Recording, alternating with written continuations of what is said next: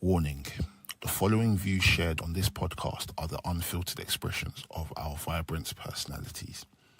We are here to dissect the pulse-pounding world of pro wrestling, from the epic battles inside the ring to the captivating storylines that keep us hooked. Our discussions may venture into unexpected territories, from questioning the creative direction or analysing the artistry behind the suplexes and submissions. Please understand that we aim to entertain, educate and engage. But please also remember that we are just merely fans and observers, and we are not actual wrestlers, journalists or industry insiders. As we always say, by the Mandem, for the Mandem. Enjoy.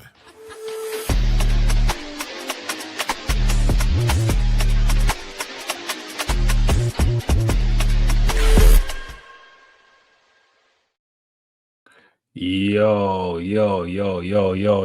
Good afternoon, good evening, good morning. What you say, Max? You good? Yeah, I'm good. You? Yeah, I'm good, man. Hey, these bus strikes really shagged us today, so we're back at home doing kind of live pod. They'll be joining us soon. Yeah, man. Obviously, you're not experiencing it on your side. Obviously, you're outside London, so you're not really seeing the madness that's happening. If I tell you what happened to me yesterday, you'll What happened? Bro, I finished the shoot at like 6. So I'm like, I got an Uber and I'm literally in Holborn. So from my house to Holborn is not far. Literally a 15 or 10 minute drive and I'm home. I went on Uber now and it's charging me £46 to get home. I said, bro, am I going Heathrow? So basically I walked all the way from Holborn in the rain to Oxford Circus. I got a line bike from BBC and I lined back to home and the rain was slapping my face. By the time I got home, I was ill. Confirmed ill. Jesus. Confirmed. I was sneezing and coughing and all that sort of stuff. So yeah, man, it sucks, but it's what it is, man. So do you. All good, man. But yeah, how are you? How's everything going? Yeah, I'm calm, man. Can't really complain. Yeah, I've been busy this week. I'm doing some bits for work, so I haven't really made a lot of content or been involved in making content and stuff like that. That's why I couldn't get down to London, because I've just been doing this work stuff. But now normal business resumes now, so yeah, all good. Love that, man. Guys, if you guys are new to this podcast, or if you guys are already been involved, you know the deal. Make sure you guys like, subscribe, and comment. Leave a chat here because it's live. Anything can happen and it's live. You know, we could have a guest popping. Who knows? But yeah, and we're gonna be doing a Q&A later, I think. Yeah. At the end of the Q&A, that in the chat, we'll get to them. Yeah, for sure. First things first, it's only right. Someone keeps commenting about intros, Max. Someone keeps saying, when are you guys gonna throw intro? Intro. And it's only right that we do it as we're home. I don't even know if I remember my intro. Okay, come on. I know. Run it. Forget. What's up, people? My name's Max. I'm a wrestling fan. No, I forgot it. I'm a wrestling fan, a wrestling enthusiast, a WrestleManiac, if you will. Yes. And you're not tuned to it yet. You're not tuned into the Wresthings podcast. Make some noise. Yeah. It's a full special Nafi, formerly known as a VHS Pappy, and there's no one to my left. I mean, there's Mex to my left, and to my right, obviously, no one. But yeah, man, we got a few things to talk about today. I say a few, but I say a lot. I'm saying I think a lot of things to talk about. WrestleMania, first and foremost, I think we should touch on WrestleMania stuff. I don't think WrestleMania is ours no more. It's not for us no more. Well, it's crazy stuff that's happened overnight in the last 24 hours with flipping. Yeah. I don't know if this story in Saudi Arabia came out that, Saudi have copped WrestleMania 2027, WrestleMania 43, straight from Saudi. What was your initial reaction when you saw that? I'm fine with that. I think Saudi would do a good WrestleMania. Obviously they got the they doing a lot of stuff anyway in terms of the boxing, the MMA and all that sort of stuff. So I think it'll be good anyway. I'm not really fussed about that. I think I'm more fussed about this whole money thing, and they've just literally come out and said we put the prices up because we wanted to have it like MMA or UFC, something along those lines, which I feel like it's unaffordable. It doesn't make sense like for it to be that expensive. But yeah, we'll get to that. But yeah, how do you feel about it being in Saudi? I mean, it's one of them ones where we knew it was going to happen, didn't we? Like it's just a matter of time. I think it's still not necessarily clear whether if it's actually WrestleMania, or this is going to be a second WrestleMania in 2027 that's going to happen over there. As a fan, it's twofold. As a fan, I think it's quite exciting that they're saying they want to throw bare bread at it, and they want to have Stone Cold Steve Austin, and they want to have Undertaker, and they want to have Stone Cold Undertaker. And Undertaker even walk to the stage, brother. Like man are here speculating about what's up, Delboy? You good? What's going on, guys? Don't listen to the intro, by the way. I don't. Let's carry on. Please. Let's carry on. Come on, man. Let's carry on. Let's carry on. Run it, bro. Man are speculating over like Undertaker versus Cody Rhodes, Rock versus Roman, Stone Cold versus CM Punk, like Shawn Michaels versus Seth Rollins. Now, I know half of these men are finito, done. Yeah. You know, this will be kind of resuscitating them and bringing them back from the dead, literally. So, but in terms of name value, it's exciting. Yeah. People don't know that these men are done. In the same breath, like that money could do other things. I pitched on Twitter today, like, what if there was enough bread put on the table where Saudi were like, we want to bring in certain guys from AEW to be part of this WrestleMania. That's impossible. Posse can't. I know, but like once upon a time, Saudi Arabia having a WrestleMania was impossible. But here we are. You see what I mean? And money clearly talks to WWE and TKO. And then, of course, like you just mentioned, this whole thing of basically, reps in TKO and stuff saying that Vince McMahon was producing WrestleMania and making wrestling affordable to families. For families, like Whereas TKO, they're trying to get to the money as quick as possible, sort of thing. Again, I was saying, like, who would have thought Vince was the good guy in this situation? No, but I did say, I think I said a couple of podcasts ago, like, when things are on the Vince, it was much cheaper. I think people even said themselves, and obviously TKO just more about money, more about creating the highest gate and all that sort of stuff. And for us wrestling fans that want to travel to these shows and go to these places, it doesn't make sense for us. Like, especially if you're coming abroad, like from London, you're thinking about accommodation, you're thinking about flights, you're thinking about the food you got to eat there, you're thinking about the tickets on top of that. So I don't know, man. Like, couple years time, 10 years time, bro, they're gonna just have to have all these influences in the crowd. That's how it's gonna have to run. We're there already. We've got the whole of, anyone that does any work for Netflix, they're in the crowd. Yeah. So no matter what show they're on Netflix, they're in the crowd. So yeah. Dale, how do you see Saudi Mania? To be fair, I haven't really read up on it, so I don't really have an opinion on it. Too tough, but I mean, I think we always knew this was going to be the play at some point.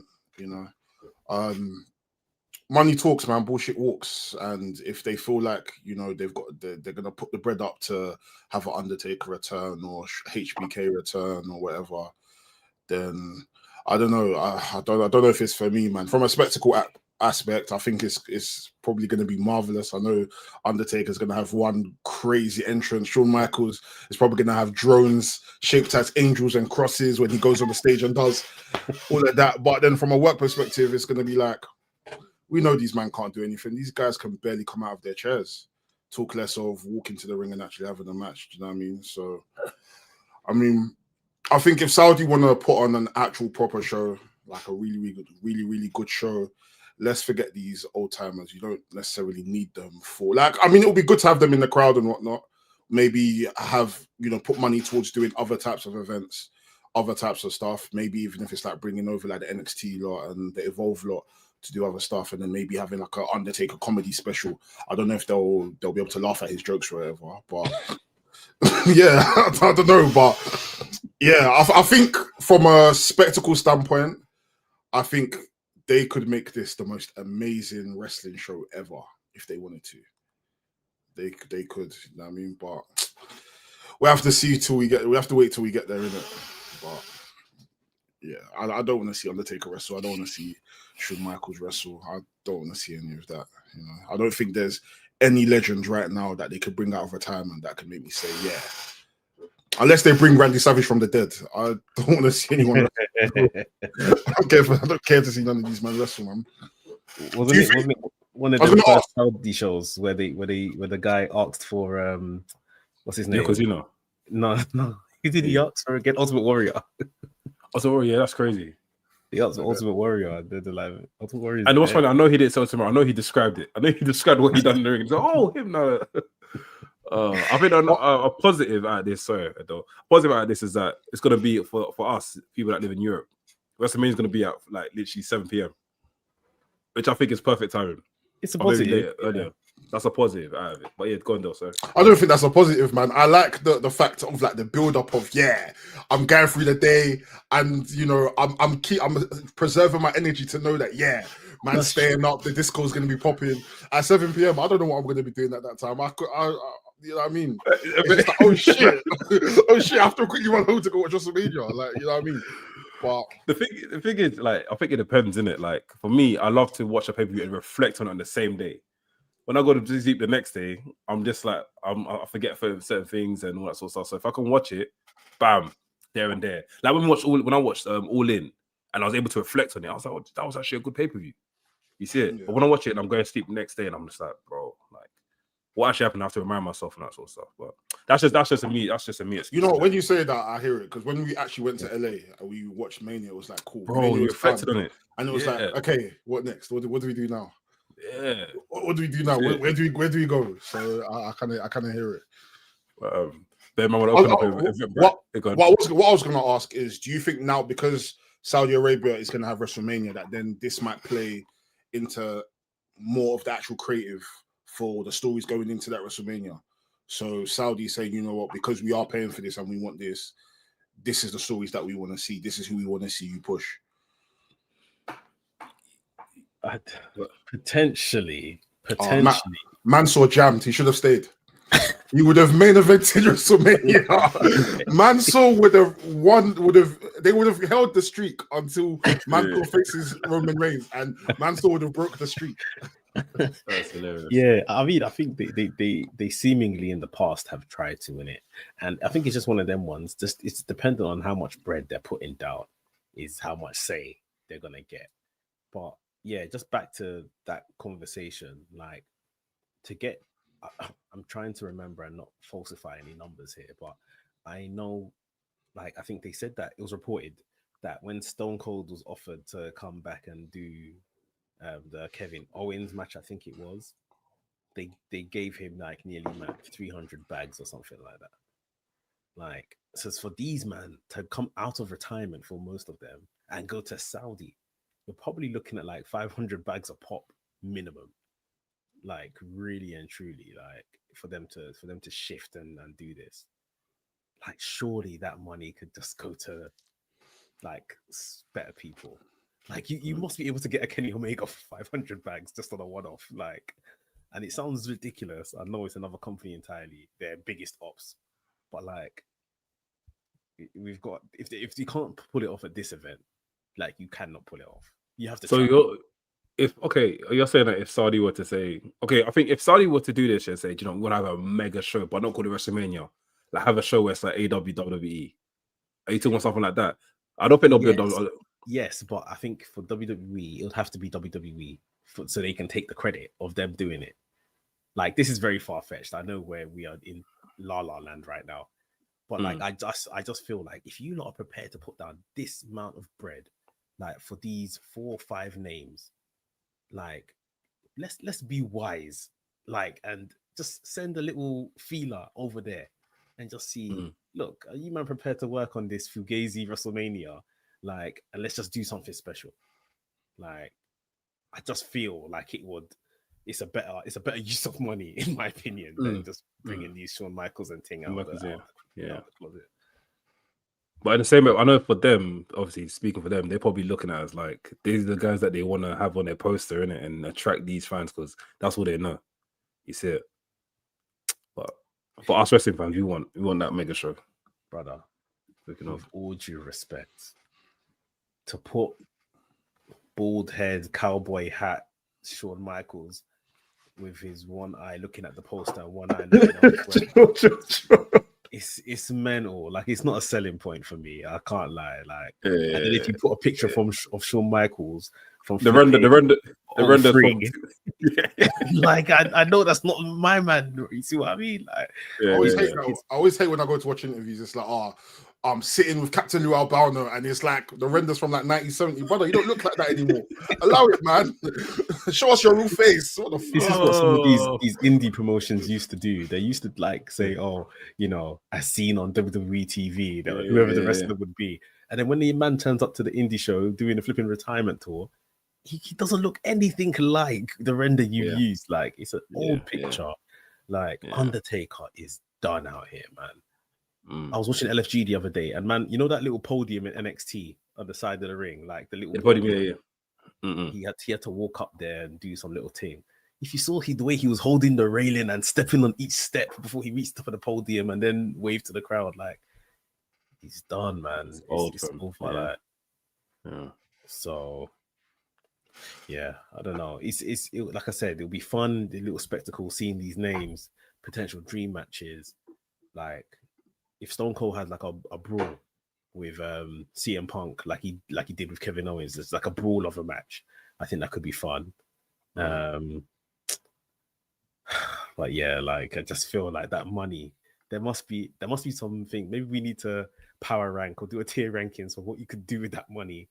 Of course, than give it to Undertaker and these man. My only thing is this. Just an idea. I think if they're gonna bring these Stone Colds and Shawn Michaels in that year, I wouldn't mind seeing Stone Cold as a special guest ref or something like that. And if he does a stun at the end of the match, then I'm fine. But he shouldn't be in any competition like that. We don't want that. But yeah. But then again, it's not about what we want, innit? It's about what they want. The Saudi people want to see, man. Yeah. And then the other thing, because I'm pretty sure all of these Saudi events have been free for Saudi nationals. Now, obviously, they do WrestleMania over there. A lot of people are going to fly in. I guess they're not Saudi nationals, so they'll have to pay. Or, like, how are they going to work that out? And even, I know they've got an endless pot of money, but for all the money they want to slap down on these 4 or 5 men, like, if they're giving this thing away, there's no income. It's just a loss to see maybe fake Shawn Michaels. Like, maybe he's light work for them, innit? Clearly, it must be. It's light work for them. Jesus. But if the tickets are cheap, I'll be there, innit? So we need to put the shakes on Hechicero grabs. He signed to AW full time now. I saw. He's got a dual contract with AW and CM. That's good. He deserves it, to be honest. I didn't know of him before, and I'll be honest, innit? But I began to like him, innit? I think he's a cool guy, a good wrestler as well. So you think he's a cool guy? Did you meet him? No, I'm telling. I think in terms of what he portrays in the ring, innit? He's pretty cool. Yeah. Fair. But if it was a Nigerian person that was to portray the same thing that he portrays, they'll now call him a wizard. Yeah, exactly. Yeah, did you, man? I call him a did you. They'll say that he's rolling Eba. Oh, fam. Did you guys, obviously, biggest news happened last week. AJ Lee returned to wrestling. Great pop, loud pop.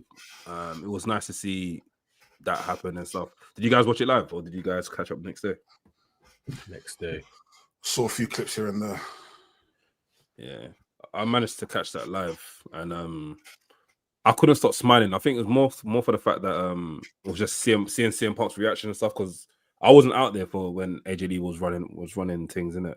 I only like caught up stuff after, innit? But it was just nice seeing her, you know, just come out and CM Punk happy and all this sort of stuff. But I'm a bit unsure on why this is turned into like a soap drama with husband and wife versus husband and wife. I know it was going to happen eventually, but it's coming across very like, I don't know. You don't like it? There's levels in it, and I feel like the whole I don't know. I'm not with it at the moment. If you say there's levels, so like, what is a better version of this that you've seen? I don't mind if it's like a valet. I don't mind if it's like a valet and the wrestler. but when it's husband and wife thing, it comes across corny sometimes. Like it's the fact that when they kick Becky Lynch out of the ring, they just lips and it's like, hey, but it's like, and then on Raw as well. I don't know. Am I being a party people? Am I being a? I think you're being a party people. I think you're being a party people, man. I am. But let them enjoy it. AJ has been gone for God knows how long. Bro, we haven't seen CM Punk smile like this in time. Exactly. He was hopping around the ring. Happy. Bro, came back to wrestling. He won the world title. He got the world title taken off him. He came back, got the title taken off him again. Like, bro, he's now back with his wife. They're on TV. Yeah. Let him enjoy, man. It was good to see, man. It is good, absolutely good to see. As I was saying, when I first saw it, I was proper happy. I couldn't stop smiling. Like just hearing her theme song, her coming down the ring. She looks in amazing shape, by the way. Those abs are amazing. But I was just like, when I watched on Raw this week, I was like, don't know, man. It's something, I don't know. It's a bit corny now. It's a bit corny. But maybe I have to see the match. I don't know. It's only been 2 episodes. If you watch Raw, you see what I'm talking about. It came across corny. I thought it was alright. I don't know, man. I think it came across corny. I think someone can't support their wife again. No, they can. No, it's not about CM Punk coming. It's not this whole that. It's the whole promo back and forth back in the ring, and it's just corny, bro. I don't know. It's just corny. That's just me. I think it's inherently cringy kind of stuff because it is like, love and couples and stuff. I remember when John Cena and Nikki Bella versus Miz and Maurice. I think that was at WrestleMania in the end. And am I right in saying that was the match afterwards where John Cena proposed to Nikki? That's when he proposed. Yeah, that's corny shit. Like, that is corny as fuck. that's crazy. I hate that shit. Yeah, like, but yeah, I think the way they've told the story, and really and truly, this is just to extend CM Punk and Seth Rollins. This is just to give us something different in that story, in it, because clearly they seem like they're going to WrestleMania with this story with these two, so they just needed something to do in the middle, I guess. But I think Becky's been a lot of fun in it. I think AJ Lee coming back in again, she had cut a good promo about how having to step away because of her mental health and stuff like that, which I think people enjoyed. She's looking after herself. I think it's been all right. It's harmless. It's harmless. No, that was fine. The whole thing of her coming out saying therapy and all that sort of stuff, that was fine. I just think like it's the whole when Becky and AJ Lee interacted in the ring on Raw, then she threw the belt over, and after it's just that whole segment there was a bit corny. Oh, what was Seth going into the ring and then CM Punk? I thought that was calm. No, the talk with that when AJ Lee was talking to Becky Lynch and after, that whole part there was a bit corny for me. But I didn't mind when CM Punk came in and done the GTS. I didn't mind that. I think it's maybe if anything, I thought the Raw segment went forever. Like I think that must have been like about a half an hour segment with AJ Lee talking, then Becky coming down, the interaction between the two of them, and Seth coming down trying to retrieve the belt, Punk coming in. That's got to be like a half an hour segment, which I thought was really long. But in terms of the content and stuff like that, we knew where it was probably heading to, and they got there. So I think it was all right. Yeah. Glody says, I get what Lloyd means. It seemed like AJ just being AJ. Nathan says, corny as fuck. Homeless Cat, big up Homeless Cat. Why are you homeless? The CM Punk AJ Lee return feels childish. It is cringe. Big up O'Riordan. It was his birthday the other day. Hope you had the best birthday, bro. The Raw segment of AJ Lee dragged for me when it got to the Seth Becky bit because the point is to announce the tag match. Yeah, it went a bit long. I'll say that, but yeah, it's good to see them back together. Everyone's healthy. Everyone's happy. Like CM Punk said some, good shape. CM Punk said some crazy things about the WWE when he was gone, and man had to swallow shit to get his job back in it. And AJ Lee as well. She said some crazy things about the wage gap and why do men get paid X and women get paid X and all of this kind of stuff, and kind of directed at Stephanie McMahon, where Stephanie McMahon was leading the whole evolution thing, and she's clearly had to eat shit to some level and come back. But Yeah, I think they both played a blinder. They probably both got good deals. CM Punk signed his deal, as we've come to learn, the night of Survivor Series. They, got him into the building, signed his deal, put him on TV. And AJ Lee was the exact same. Mm-hmm. She signed her deal on the day, like an hour or so before she went out on SmackDown. So, in the building. So yeah, it's they've probably squeezed WWE for as much money as they can get, and money talks. Yeah, and I'd like Triple H to be always walking back home. So I don't know who you're still sending out to, but yeah. Elijah, by the way, big up Elijah. He messaged us and he's like, he's talking about the whole AJ Lee stuff, and he said, who else could come back? Like, if there was an option for someone else to come back, who else is missing to come back? Like, that's gone away for time and can come back. And that will shock you. No news outlets, just straight, I don't know, end of WrestleMania, end of Survivor Series. This person walks out and you're like, holy smokes. How the hell did this happen? I don't know who's left that's not like in AEW. Do we have a pool of names? Like, I mean, if there's any name even in the name in AEW, that's to walk back into the company on a Survivor Series, same way CM Punk done it. For me, I said this when CM Punk came back. Moxley is the last big surprise that I'll be like, oh my god, this guy's back, sort of thing. Yeah, and especially if they bring him in as Moxley. I'll say Moxley. I'm seeing someone say Mercedes. I can't lie. If Mercedes comes back, I'm just gonna feel like I'm eating shit because I didn't enjoy her WWE run. So for me, it's like you better stay where you are now, so I can enjoy the food you're giving me. When you now come, you now give me panla. Then what?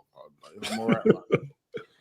I'll be happy if Mercedes came back, but I wouldn't be shocked. I somewhat kind of expect her at some point to come back. Moxie's definitely swear down. Mercedes Minute is like raw. Okay, cool. Yeah. Moxley, and not even because I don't think he's overly said anything crazy about WWE like some of his counterparts. It's just that the guy is just so embedded in the AEW fabric at this point. Like him coming back would be very shocking. But yeah, big time. Are you guys expecting a Chris Jericho return? As the rumor mill is going. No. I want him to stay in AEW, man. I think I want to see a run from him where he's by himself solely, not leading a faction, not doing anything goofy. Like, I just want to see a sole Chris Jericho run where he's by himself. He's done everything he can to lift some of these bums. Some of them are still stuck in purgatory. So, Chris Jericho, time to worry about yourself. So, yeah. That's a good shout, to be honest, because I was thinking about, what is left for him in AEW. I never considered just having a Chris Jericho run on his own. Chris Jericho and Triple H, they've never really had a good relationship, have they?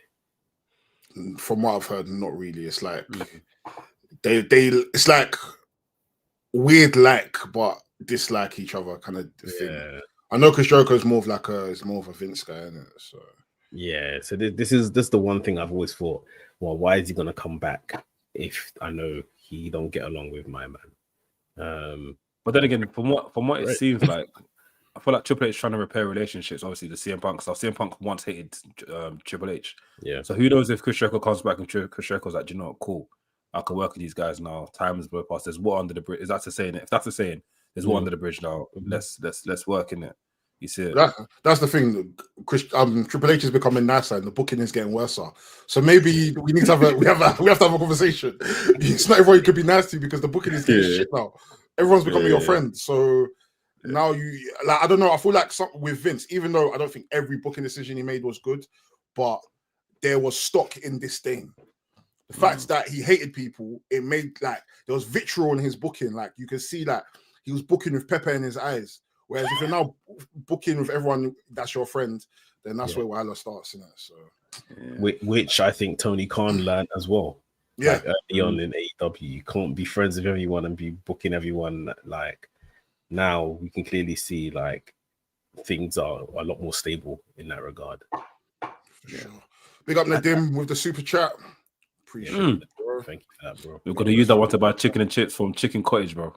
Don't worry, we got you.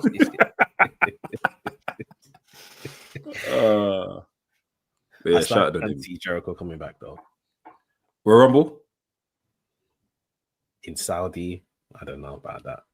Maybe he could be part of the contingent that they're paying big bread for. Yeah, to be honest, yeah. Especially in Saudi, to be fair. But yeah, I could see Jericho returning by end of the year, New Year time. Coming out to Judas or coming out to break the walls down? Break the walls down, man. Yeah, it's got. Bro, I will lose my head. I can't. Look, I'm being humble now. I'm being cash now. But if I break the walls down, I'm actually gonna break the walls down in my house because what the hell? And he seemed like this. Nah, don't piss me off. I'll lose my head. I'll lose my head, fam, for sure. I know he's on tour and that with his band and that Fozzy. So yeah, who knows, man? Who knows?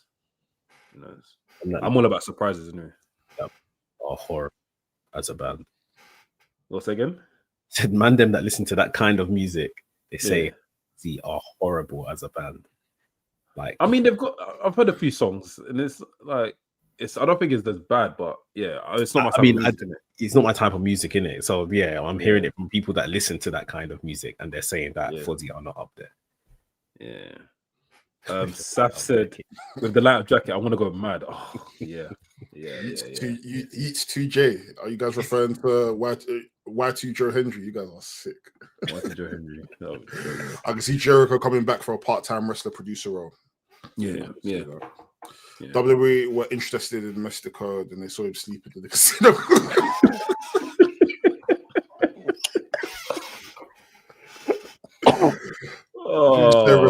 Jericho returned that Rumble. Mercedes is Triple H. Moxley's the guy. Mercedes is the last big name to return. Or Mox. Only Dean Ambrose return.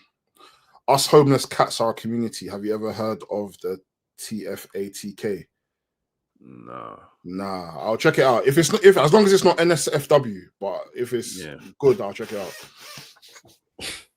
No, Grayson Waller, you just made the list. You guys, that'd be good to see Grayson Waller and Chris Jericho in the same thing, like the same, face to face. That'd be cool. Not as a match, but as a segment, I think that'd be cool. Grayson Waller shines and stuff like that. Yeah. Any more in the E? Did you any more stuff in the E? Obviously, I saw one more thing, but we can move on to AEW. What else in WWE? The whole this JAE EAUX thing. JAE EAUX trying to be like, I don't know. It's like he's copying Roman Reigns, bro.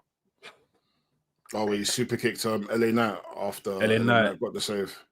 Yeah, and even like the whole thing backstage where he's like, we're gonna smash it. What's it? We're gonna stack him. Basically using Roman Reigns lyrics in his in his things. Yeah, and just acting Roman Reigns in it. But I don't know what this is leading up to. But like, even when he was like at the end of the show, people were booing JAE EAUX for what he done. So yeah, man. We've always said his character best operates from a place of confusion, lack of trust, and pain. So if he can combine those things again, that could be some good character work. Maybe if they wish to return to him being a world heavyweight champion, if they must, then do it from a heel approach, as a heel. Let's see if we get anything different if they must. But I'm intrigued to see at least him and his brother are together, and that's someone he can kind of bounce off. I've noticed that this Samoan contingent, they always do well when they're working together, like when they're on TV, on screen together. That's when they do their best work. We'll see. We'll see what happens there for sure. AEW. I'm just seeing them in the chat. Big up Nathan. Then Melo and Trick Williams are brothers again. Did you see this on NXT? Obviously, they're setting up this big Full Sail homecoming show this week. Yeah. So Melo returned to side with Trick Williams against DIY. They're gonna have a tag match. Obviously, it's like the greatest kind of tag teams or whatever on NXT TV over the years. But I don't know if you man saw the segment. No, I didn't see the segment, but I saw the stuff with Stephanie Vaquer, Rhea Ripley, and Tiffany Stratton. Yeah, I saw that. What is it? A 6-woman tag match. But this segment, I just felt like Melo looked lost. He looked short of confidence. Like, obviously, this isn't stuff he's been cutting on SmackDown with The Miz. This is him kind of coming back to an old story. And as he came down, he cut his promo. It was a good promo, but there was like no conviction, really. You see what I mean? And standing next to Trick Williams, Trick is the star. It's mad to say, like, well, right now, anyway, Trick has the juice. Trick is the star. And I don't think the segment at all was good. Even the DIY Mandem just didn't really do it well. But I just felt, what can we do with Melo? Like, what can we do to get him to a place of, at least a mid-card champion in WWE? Bro, make this guy start winning more, man. Winning more on like better matches and stuff, man. This whole Miz stuff, like, it's cool. At first, it was good because I was like, oh, this may be something that, like a leap pad in it, but it's not really giving that, man. Like, Melo is just looking like a waste, man, sometimes, and even the backstage stuff don't really, it doesn't really help him, man. I don't know. Maybe move it to Raw. I don't know. Raw's more exciting. Raw's got some hitters there. It's got some shooters there. Maybe move it to Raw, man. That's just me. Melo's very good. Yeah, there's a show in Boston coming up. I forget if it's a pay-per-view or like just a SmackDown or a Raw. Oh, that's a Raw. I think that's a Raw. That's in Boston. Yes, I think that's Raw.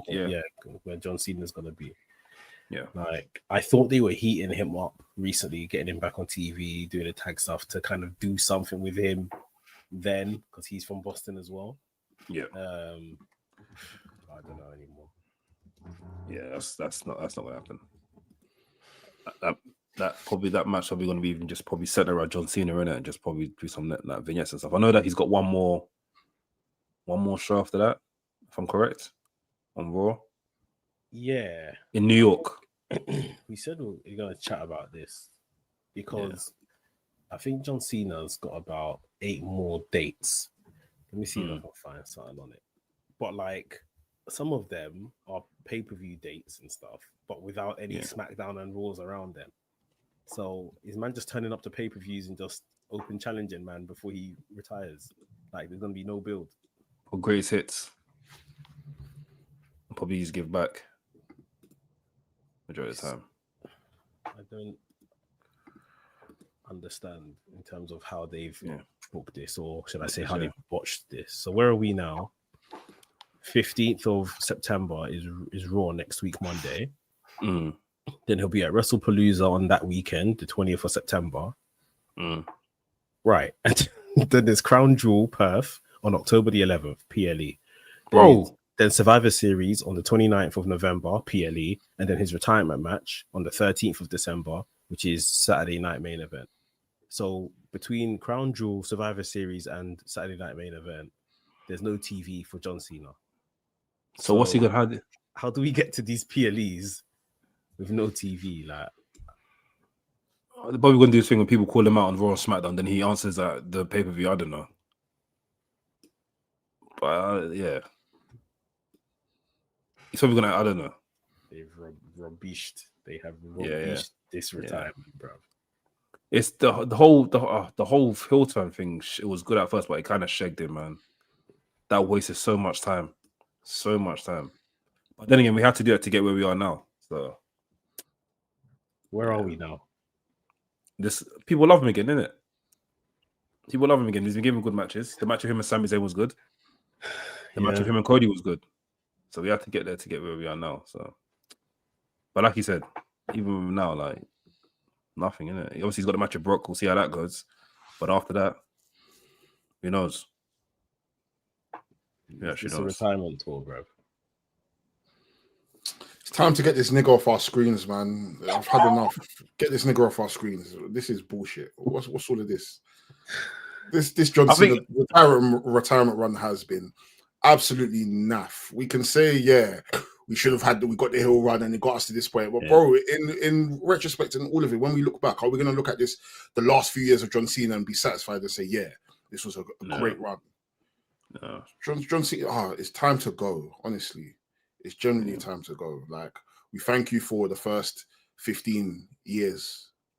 These last 4 or 5 have been terrible, terrible. let's call a spade, man. We are no longer of the need of a John Cena in a WWE. This time that we're having with John Cena could have been used to prop other people, but for him to use. No, as in him not being on TV and use this TV time for other people. Because we've seen him face people like Solo Sikoa, we've seen him face people like Austin Theory. Even them beating him did nothing for their career.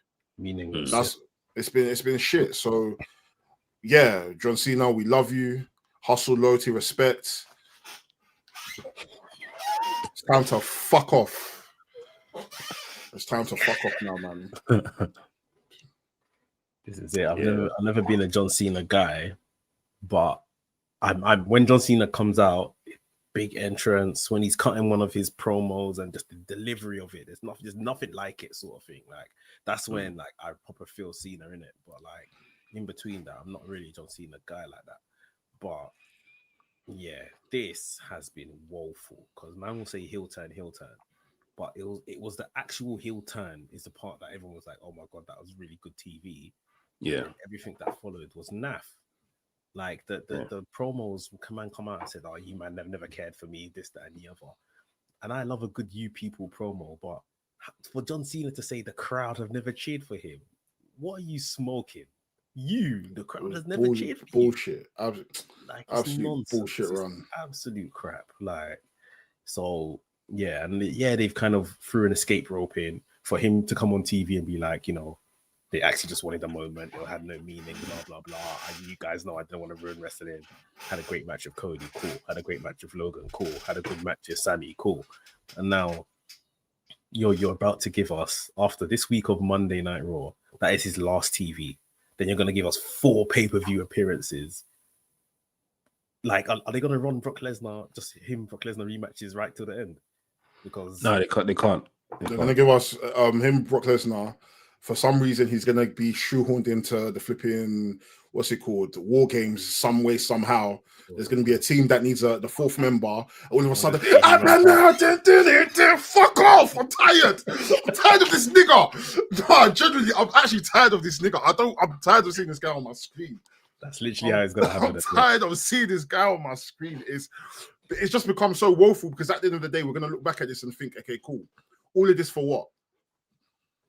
All of this for what? It doesn't even feel like there's been a real passing of the torch. I think I said when that match happened, if that match between him and Cody was his final match and he was able to leave the arena after that, I'm satisfied. I'm happy. That is it for me. That's it. Done. And that should have been the mission from the get-go. To give Cody the big rub and give Cody the torch for him to run the company and him being a star boy forever, like until when he retires. But he's then continuing to, and I'll be real. I enjoyed the Logan match. The Sami match that happened on SmackDown was cool. But this Brock match happens. But after that, I don't know what's happening next. So I don't know. I love John Cena. I think John Cena is great. Jimmy, grow up here, man. I think John Cena is great. I think John Cena is great. I like John Cena. The Rob. Hey, yo.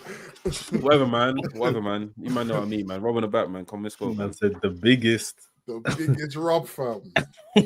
Yeah, you guys get what I mean.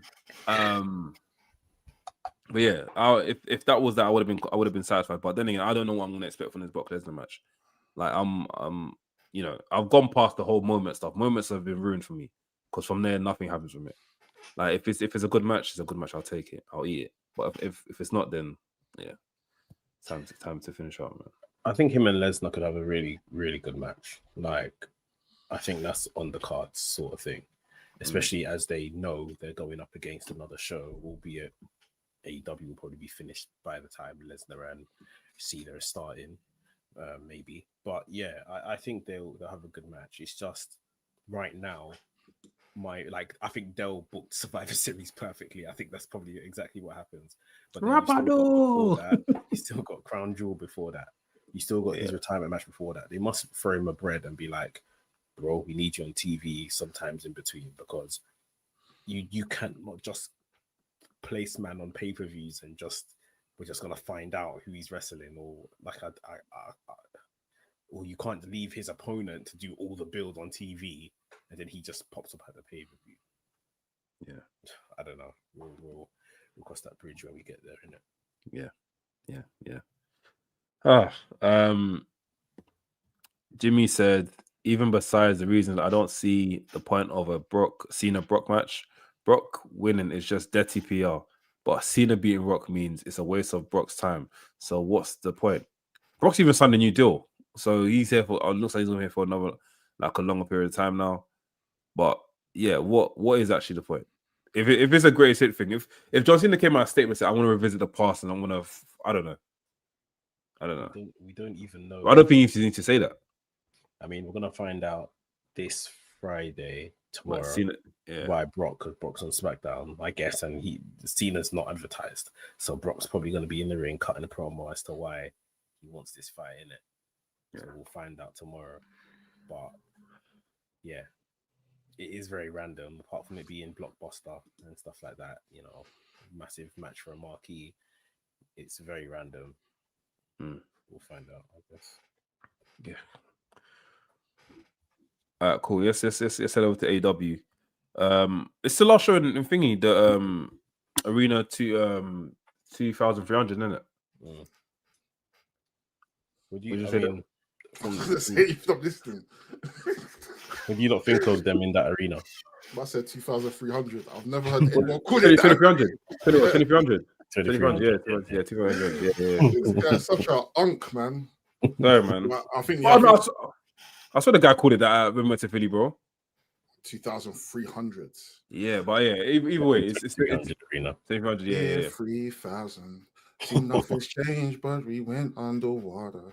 Yeah, I think this past week was the last show at the ECW arena. Yeah. What have you thought about them there in general? I think aesthetic-wise, it's been probably some of the better looking shows that AEW have done. I think when AEW do not the big arenas, but when they do these like oddly shaped aesthetic venues, yeah, they look amazing. Like I can't remember what venue they did, and it was like Death Riders coming out, and you had Claudio standing up on the thing and he jumped off it. Yeah. I love that. Fucking amazing. that was fucking amazing. So I think, yeah, aesthetic-wise, I think AEW need to look to like do shows in these type of venues. Yeah. Because it brings like a different sense of energy. You don't necessarily have to put that many people in the venue if that's an issue. But looks wise, it feels like a different type of show. Do you know what I mean? But I mean, all of the shows. So I haven't watched last night's episode. I've seen clips of it, but the last few shows that they've done in the 2300, they've all been good shows. Yeah, they've all been. Really I would agree. I think some of the old timers of wrestling, the wrestlers of yesteryear, they're coming out and condemning them for, you want to be a big company, but you're just running 900 people arenas and stuff like that. And I understand where they're coming from, but ultimately at the same time, you were the same people that were cussing them for running 10,000 seaters and only so they can't win. So yeah, you can't really win. But yeah, it's and why can't they save money? This is it. Like, why can't they save money? Ultimately, they're basically making more money by downsizing, getting people to pay more. And when you're maximizing those smaller venues, you're making profit on top of that. So why can't they save money? Because they know at the end of the day, when they're going to go to pay-per-view, they're going to do these bigger. They're going to go all out for it. Do you know what I mean? And Jimmy even posed a good question in regards to the aesthetic. Oh shit! I'm clicking on the wrong thing. Someone on Twitter argued that while there is a nice aesthetic in the look, in the small looking crowd, people can see it and think of AEW as a minor league. What do you think about that? No. I mean, WCW runs small venues sometimes. I never look at them like minor leagues. I think from a production standpoint, from the wrestlers and the in-ring work you're getting, it looks great. It's still on TV. I don't look at it like, oh, because they're now wrestling in front of 900 people, it can't compete with WWE. It 100% can. Like, I think that's just a Nimrod way of arguing, because WWE can be doing 20,000 people, but when the show is shit, are you now going to be saying, they don't look like a major company because they can't give us a good wrestling product? No, presentation is still part of it. Do you know what I mean? So, yeah. People are saying some money, but people know one thing. I don't know if there's even an argument to have, but the venue that they've been wrestling for the past 3 weeks is iconic to wrestling in general. So people know what going on. When we see these guys come out, we know what is happening in it. So people should look at Somalia League as well. We know that AW can do these numbers. We've just had Forbidden Door in London. They're gonna do all out, like they all said in Canada. They done all in a couple months ago. They know AW can do it, but it's one of those ones that want to go back and have a show at this iconic venue. It's like when I think they had done a show in Hammerstein Ballroom. That looked sick. Yeah. That looked proper sick. Even when I think if we go further back, I think they even done a show, Dynamite at Jericho's Cruise. Even that looked fun. Yeah. So it's stuff like that will make you remember for certain things. Like, okay, cool, that's how it looked, and I can go back and watch the other stuff. So yeah, people just need to start arguing, man. Tribalism, man. You'd think that AW ran cargo or fucking loading bar or something. Like, come on, man. If they don't load bar, how will they fit the ring? How they fit the ring? That's gonna be a no ring show. Do you know what I mean? Like, I think there's beauty in being able to do wrestling shows, have it still high production, regardless of how many people are there, and it still look good. Yeah. Like, would you now, if AEW were to now do Mall of America, would you now say, because they done it in the mall, they're second rate? No, this is one of the hugest malls in America. It's an iconic figure state. So why would they not? Like, why would you not go to these venues, regardless of whether it's 200 people there or 250,000 people there? If it's iconic to the sport of what you're doing, then why does it make them look minor league? Do you know what I mean? It's not like they've got LED screens. They even have Insta replay. Like, it's like people are talking like this is some shindy company or something. Like, I don't know. The people that no one's an audience, as if they're running the show on OBS. Like, come on, man. Let's be guided, man. Come on. Get that. I like it because it reminds me of I can't remember what 2K it was. I think one of them. Maybe 2K24 or maybe just before that, BCW and them kind of ones. It reminds you of that. It has them kind of unique feels. Like, some of us have been watching these other shows. TNA run small places before back in the day. Like some of these New Japan shows up to today, like in terms of they haven't even quite got that presentation side. Some of them kind of local shows or road twos and stuff like that, it literally looks like they're being run out of gyms that have the basketball lines are still on the floor outside the ring. Like, so, I think this is fine. Does it give it a small time feel? Smaller, yes, but I don't think there's an issue with it though. I don't think there's an issue with it in it. Like Tony Khan, I don't think he got into the wrestling business for money. He just wanted to, make a good pro wrestling show. Yeah. So, yeah, it's not like he needs the bread or something like that. Not that he's operating at a loss, but like it's not his focus, At the end of the day, when you're remembering wrestling and you're remembering good wrestling, you're not remembering, I remember that show because they had 2,300 people in that show. You're remembering, because that match was great. So it gives a toss, man. Like, let people enjoy. Yeah. Did you guys watch the show in general? Obviously, we saw another thing that got announced as well. Okada versus Oku. Our boy Oku is now showing up. It's gonna have a match on Collision. Funny thing is, I don't want to do dirt sheets, but we got the message last week that something was gonna happen, but we didn't know it was this. And I think of the match or what? The whole thing, this whole setup, we knew something was gonna happen. Are we allowed to speculate? What do you mean? I think it's signs, man. Let's be honest. Yeah. Basically, I think that's it. I think it's signs. Let's be honest. I think through our conversation with Amira on camera and our conversation with Amira off camera, without her saying those words that we have been signed, I think it was fairly obvious to work out that they are all elite. And there's a pattern. AEW have a pattern. AEW have a pattern. They'll introduce. Oh no! Look, he's here. No way. Hey Michael, Michael, we will send you the StreamYard link right now to jump on. We will send you the StreamYard link right now. Send it to him. Michael, jump on right now. Come join us right now, fam. Michael, I will WhatsApp this link to you right now. Michael, jump on right now, fam. Are you mad? Michael's gonna come and do this and lock off. But yeah, so like I had a gut feeling that, you know, this obviously I got the message and stuff. I was like, oh, okay, cool. Got to watch about that clip, and obviously seeing that come out and seeing Michael on the TV cutting the promo with Okada, bro, sick, man. It's where he should be, man. Goosebumps, bro. I woke up and I saw, because I think Michael had put in his stories and stuff, the image, and I sat out of bed like the Undertaker, like I literally just sat up and was like, what? Man. I said, I'm busy, you. Sorry. We'll catch up, bro. Yeah. Michael, we got to talk, man. Let us know when you're free, bro.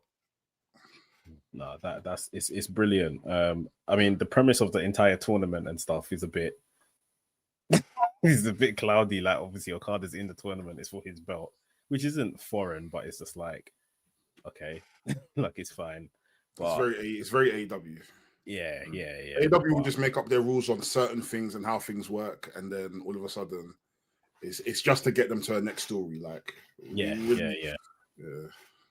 Wow. No, it's wicked to see, man. I haven't watched Collision for I don't know how long, and not because of anything apart from, for me, as far as I know, they seemingly just keep moving the day. Some days Collision's on Thursday, some days it's on Saturday, and I just can't keep up. And if I miss it during a certain slot of when I'm free to watch it, I'm just never gonna catch up and see it again. You see what I mean? So I ain't watched Collision for so long, but by God, I'm watching Collision this week. Girl, facts. Oku, they said watch out for the drop kick, bro. At the 17th minute, make sure you duck. The last Collision was good, to be fair. No, it's fair. Collision has been really, really cooking. I heard good things about Collision. Yeah, I just don't know what time it is. I think AEW just wants. I think AEW also need to implement the All-Star tags to Collision as well. I think the All-Star tags have been a great addition. To Dynamite. It's genuinely made it feel like PWG, and it's been a good way to kind of like mix and blend all the stories that are kind of happening with certain talent and just bring it into one. Like the All-Star tags has been a great way to kind of like move forward the whole Takeshita and Okada story as well. The whole the Young Bucks have been killing it on these All-Star tags. What's it called? Jet Speed have been killing it on these All-Star tags. Brodido. It's just been so fun, and I'm just excited to kind of see more people. They definitely need to implement it with Ring of Honor as well. Yeah, I think they're all. The women's one has been sick as well. The women's All-Star tags have been great as well. They got one this on Collision, and thing's gonna be like I think she's like a ref or commentator or something like that. Kind of hustle. We need to start doing All-Star tags, man. Let's run that. Man. And it's good because it gets everyone on the card. It gets everyone on the card as well. People that you wouldn't, you know, a lot of people have a lot of camera time on that. Well. Yeah, no, for sure. Two things, yeah. Like I think Gloddy just said it here in the chat. Yeah, they've been doing women's All-Stars every week. I think for the women, it's coming across, in my opinion, a bit lazy. Like they're using it just to kind of get as many women on the show as possible, which I get. But then let's still tell stories. There is a massive gulf right now in AEW between Toni Storm, women's champion, Mercedes Moné, TBS champion, and everyone else. Like, so although these women's All-Star tags are really fun, they're really good, I think we do need to tell some more stories in that division to close the gap between Mercedes, Toni, and the rest of the entire division. I think that's needed. As for the men's one, and they do this with the women's one as well, all this 100 grand All-Star tag match, 250 grand. It jars me so much. These people don't get paid. It jars me so much. Because the thing is, they'll use it for like little small story beats here and there, but at the same time, it's like, come on, we know you're not really forking out this bread. Like, really and truly, what does a John Moxley like? Why would a John Moxley be involved in a match where 50,000 or 500k is on the line? Yeah. It absolutely means nothing. Do you know what I mean? So you don't have to sell us bullshit. Just give us the good match. Just give us the match. Exactly. This past week, they done the 10-man All-Star tag match, 500 grand on the line. And when the Bucks won, I think Moxley had promised them earlier in the night they can take the whole money, so 250 bags each. And they celebrated, and it, like, obviously them and are broke right now, innit? So it worked in that scenario. But every week to be doing All-Star tag with flipping 100 bags on the line or 200, like, yeah, you pay these people. So I don't understand why this bonus in it. You need that extra money, you know. It don't be jokes if they actually bought the briefcase and gave it to them after they threw the money in the sky. I don't know. have some sort of thing that I don't know. But like I said, in the case of the Young Bucks this week, because we know they're broke and they've lost everything, they've lost their EVP status, they're in the jobbers locker room. It made sense. Yeah. Like, it was perfect this week. It actually made sense. But before that, it's just like, we actually know you're paying these people. Like, so this isn't really much of an incentive. But yeah. Just to quickly touch on the women quickly again. Do you think, especially like we've been seeing hella all-star tag matches with the women, it seems like majority of the women's stories are kind of convoluted with each other.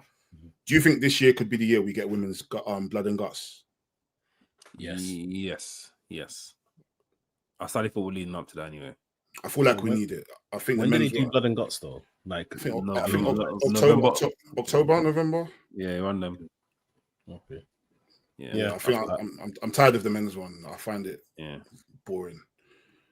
Tony Storm's that match. Yeah, the women in AEW, when they're given these kind of extreme matches or they shine. Matches, they shine. Like even Tony Storm and Sky Blue had a good street fight on this past Dynamite. So yeah, it'll be good to see the women involved in that. To be fair, yeah. I was surprised to see no blood though. I was like, no blood. I was like, okay, cool. But even it was more like squeamish. Like you just thought more squeamish. Like for example, the rat stuff, the rat traps and stuff like that, and the stapler and stuff. That made you feel squeamish. But it was good. It was good. Yeah. Obviously, you finished off the show with Daniel Garcia joining the Death Riders. Surprise, or was it not? I think it was. That's where the story was heading to. You could see, despite Garcia and Moxley continuously going at it, there's a level of respect there for each other. I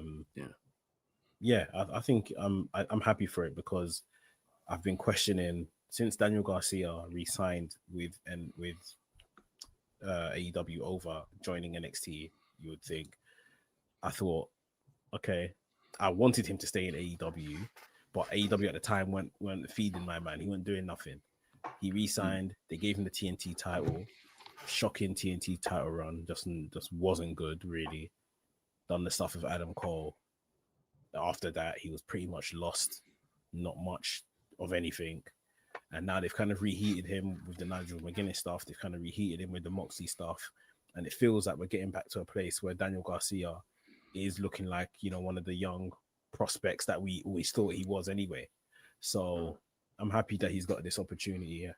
I think he goes into the Death Riders. He immediately will outshine the likes of Utah as the young boy in there.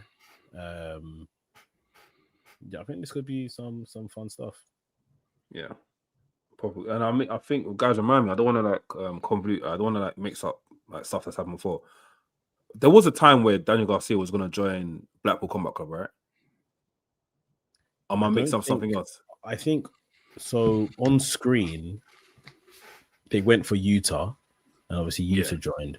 But I think maybe in like reports and backstage interviews and stuff like that, Danielson had talked about Daniel Garcia was someone he wanted in the Blackpool Combat Club. But wasn't there a match like that he had with one of them, and after it was like not say an audition, but it was like, I don't know, am I mixing stuff up? They might have done something on screen, to be fair, because he was definitely rumored to be in it. But I think at the time he was running around with a youth that calls himself Daddy Magic and just doing joke stuff. Yeah, like you said, I agree with you. I think it's a great decision that he's there. Definitely going to do more bits now. More bits that's more impactful in it rather than the stuff he was doing before. So, yeah, excited to see how it's going to turn out. Sure. We're excited. Johnny Too Hotty, if Daniel Garcia does nothing with this Death Riders run, it's time to call it for that.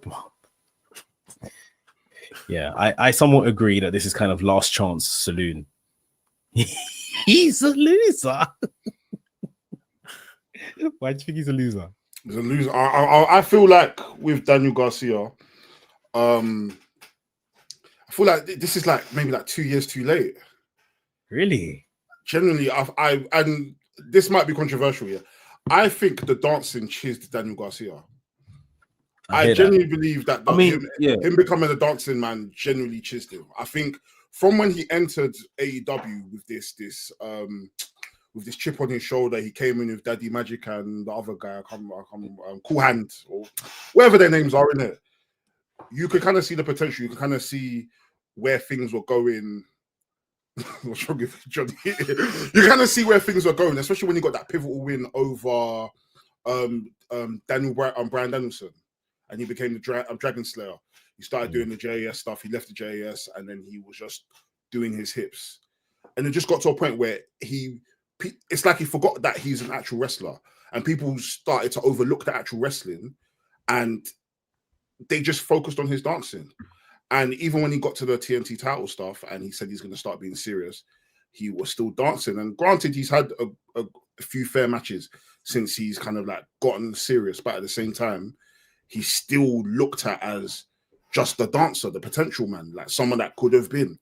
Yeah. And I genuinely feel like if Daniel, and of course, naturally, not everybody is meant to get a straight rocket and go ahead, but I think his perception has completely been tainted just by the dancing.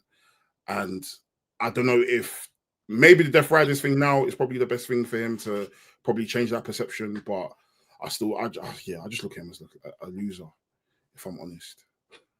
I think the dancing definitely, like, I think it was fine at the time, but it lasted too long and then tainted him, like you're saying. I agree with that. But I think the TNT title run was the definitive thing that just didn't take off for me personally. And now I'm looking at like a Carl Fletcher with that belt, who is of the same ilk, you know, a young man, like first singles title, and Fletcher's killing it. Like Fletcher's brilliant. Like, and obviously he's got a lot more like packaging around him in terms of the Don Callis family and heaters and people that can take losses for him around him and all that kind of stuff. But even Fletcher's excellence as TNT champion has got him a world championship match at All Out, compared to Daniel Garcia as TNT champion was running around with Cool Hand and you know, just he was doing okay stuff. Eventually got involved with Adam Cole and all them boys for maybe far too long, and then there was no payoff because Adam Cole got injured. Yeah, just like you could just see two different trajectories. Like one's with a comedy act that does commentary, and this other guy is in the Don Callis family and is basically bulletproof. And now he has a world title match. Like I just think the TNT thing was so definitive after him resigning, and it just didn't work. And he was stuck in Collision. He never came to Dynamite for one day. Like he was just stuck on Collision. Like, so as much as I like him, I think this is pretty much last chance saloon. If you can't make Death Rider stuff work, then yeah, I don't know if he gets another chance in AEW, to be honest. I have faith because I've always liked him as a heel. I think he's very endearing as a heel. I like Daniel Garcia when there's conviction. So when he's doing the face stuff, yeah, at first it was cool, but then it just got to a point where it's like, bro, okay, you don't have to lift your hands every single time and be shaking your hips. Like, you're not in a bodega. Like, let's cool down. Like, let's chill out. Do you know what I mean? So hopefully this is going to be something, like, he cuts great promos. So hopefully with him being a heel, this is going to be something that's going to set him off, and you know, he's going to be in a good program. And it'll be dope to see him, you know, tie up with people like Darby Allin again. You know, him facing the Ops as a heel. So we'll see what happens. Yeah, I think the Dustin thing's done, man. I think it should have been done 2 years ago, if I'm honest. Done. One last thing I'll throw out there. Do you think by any chance he is, quote unquote, joining the Death Riders to destroy them from within? Oh yeah, I never really thought about that, because obviously he was one of the guys that were like at the sideline with Darby Allin and thing, innit? With Will and all of these man, like, oh yeah, by you lot, AEW. I know Orange Cassidy as well. He was originally wearing like AEW Restore the Feeling and I Am AEW and all of this kind of stuff. So it just came across my mind. Is he doing this to just destroy them from within? Or is he one of those things where it's like, if you can't beat them, join them? Which I think is probably the case. I think that's exactly what it is. But yeah, just came across my mind that maybe he's still a face, but he's trying to do something from inside, and Darby can take a beating. Like, Darby could, you know, hook this up, like, just come and beat me, and I think be a part of it, sort of thing. And I just, you know, kill off these men from inside one by one. I don't know.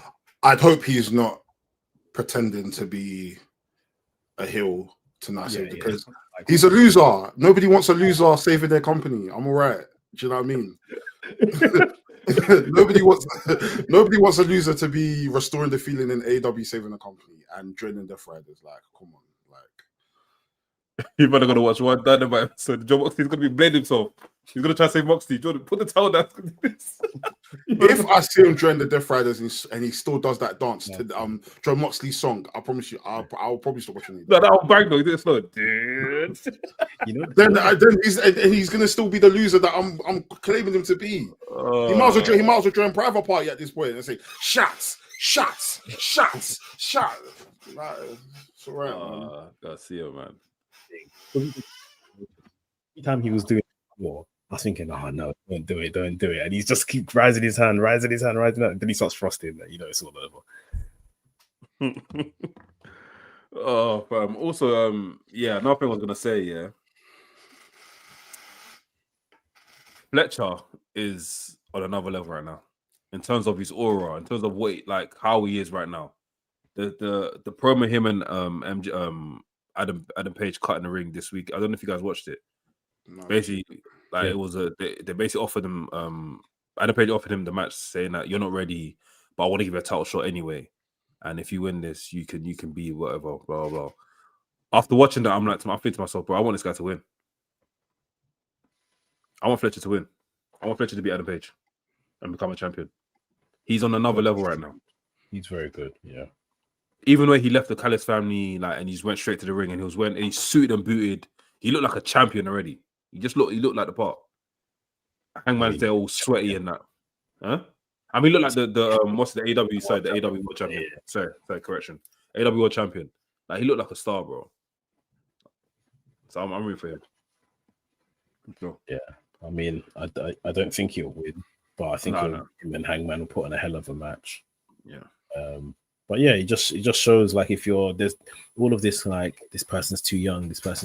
Like, if you're old enough, you're good enough, innit? Like, or if you're good enough, you're old enough, whatever the saying is. Yeah. But like, yeah, I don't think Fletcher's nowhere. He's not 30 yet. Like, he's younger than these men as well. So, you know, he's someone that has absolutely turned a negative situation in Mark Davies getting injured into a positive, took the ball, ran with it, never looked back. So look, this is the perfect wrap up, like, for the whole thing, perfect summary. Like, Fletcher's not missing anything. He's got the full package. Like, honestly, like, wrestling, he can wrestle. Promo, he can cut promo. Aura, he's got that. What else is there I can add as a wrestler? What else? Like, if there's anything everything him on, I would say there's probably too much of the. I won't say too much, but sometimes the comedy bits that he adds in are good onto the matches. Yeah, and like just screaming out random things and stuff like that. I think sometimes it could be too, like, house show-ish sort of thing. But that goes back to what we were talking about before we started recording, just in terms of, in general, I feel like there's a lot in AEW that's becoming house show-ish sort of thing. Yeah, explain that tweet. Yes, bring that tweet up, man. Can we put the tweet on the screen or something like that? Well, read your tweet, bro. Read your tweet. It wasn't originally mine. It was Ibu. Yeah, Ibu from Russell Puris and what's his one? Self-Made. Yeah. Let me try and find it. I think you posted on Instagram. Ibu. Yeah. So Ibu basically said AEW Dynamite as a show is tonally a bit too silly and lighthearted for my liking these days. I feel like there can be a middle ground between putting on a miserable, joyless broadcast and having an airy and whimsical show. There were always going to be a come down post all out in terms of overall stakes, and it wouldn't be effective storytelling if every angle had the fate of the universe on the line. But with that said, there's big house show energy on the Wednesday TV, and it doesn't feel like much of what takes place matters to the people involved. There was a backstage pre-tape on this show that was super Sesame Street, and objectively phenomenal children's show in its heyday, but not what I'm looking for in a wrestling program. Feels like I'm watching a light filler arc with 10% canon events that followed something that had a ton of emotional heft. He said, outside of the Owen and subsequent all-in build. So what I just said on top of that was, it sounds like harsh what he's saying, but I think it's somewhat fair. The world champion has walked out and has talked about Carl Fletcher's socks because the whole crowd was making jokes about Fletcher not wearing socks, wear your socks, and Hangman incorporated that into his promo. And then I said, and Renee Paquette is having a sing-along with a comedy act, Harley Cameron. So you've got to wonder, when did sports entertainment infect the so-called alternative pro wrestling company?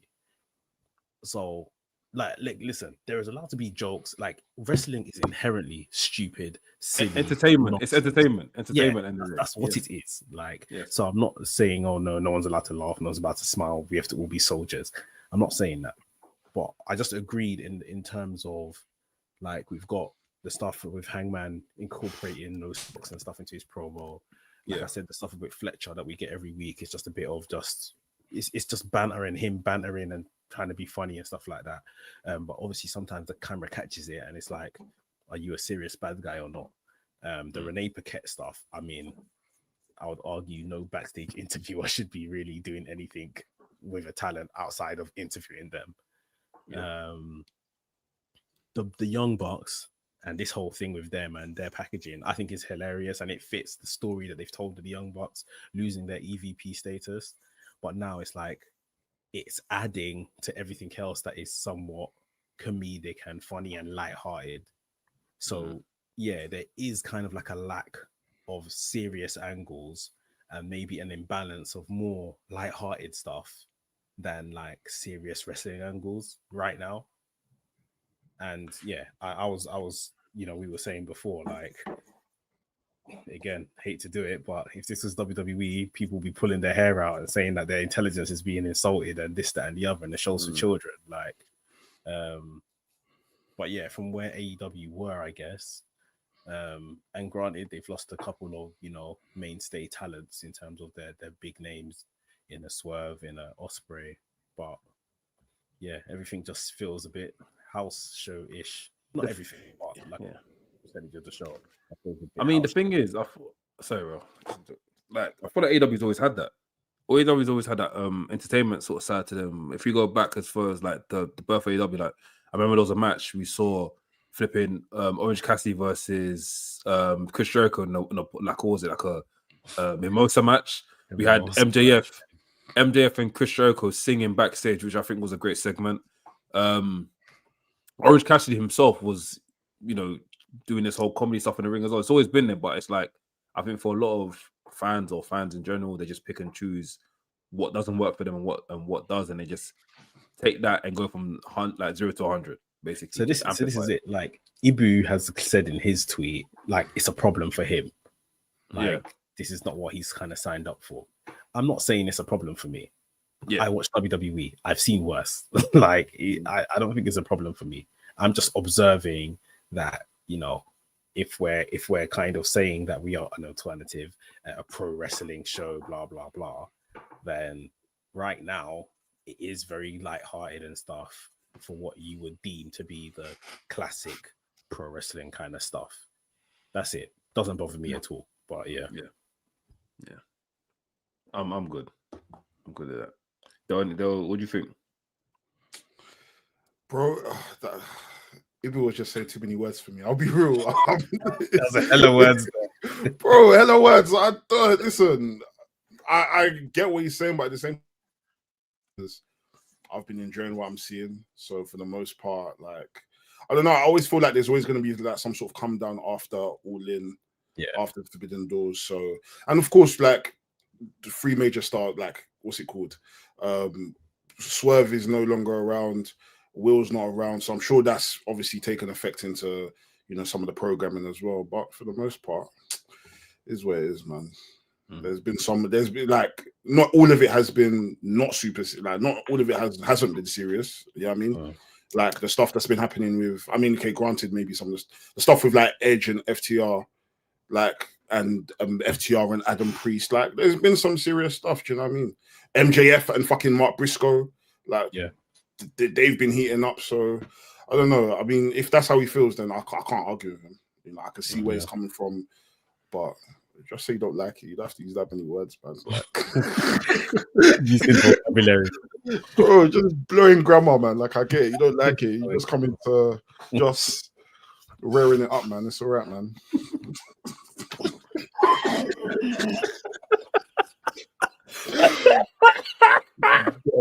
Man nearly broke his camera. Coming to tell us death of an author. I beg, man. Life of an author. All right, cool. Tomorrow. Oh, fuck it. Okay, tomorrow we've got well, I'm just watching what's this Triple A pay-per-view called again? So I just Worlds Collide. We've got Worlds Collide. Is Worlds Collide? I thought it was Thing Show. Okay, sorry, yeah. We've got Worlds Collide tomorrow. Vikingo versus Dominic Mysterio. We all know that Dominic Mysterio is winning that title. We all know that Dominic Mysterio is winning that title. You guys have any thoughts on that? Should be a fun match. Should be a fun match. But then again, they love Vikingo in America, so it's very. I don't know. I feel it's a crazy situation because they love him in America, but they hate him in Mexico. They hate him, so it should be interesting. It should be a fun match. Dom is, I love Dom, man. I think Dom is so good. Dom is excellent. Like, if I don't see him as like a WWE or World Heavyweight Champion in the next 5 years, I'll be very, very shocked. Yeah, I don't think they shouldn't wait till he's 40. They shouldn't wait till he's 40. They need to take heed and strike when the iron's hot, man. Do you know what I mean? Even if it doesn't work out, that's fine. He's still got years. Try again. In a WWE kind of way, he is WWE's Carl Fletcher. Like, he is their young prospect that they can just boom shoot to the moon, like sort of thing. Like,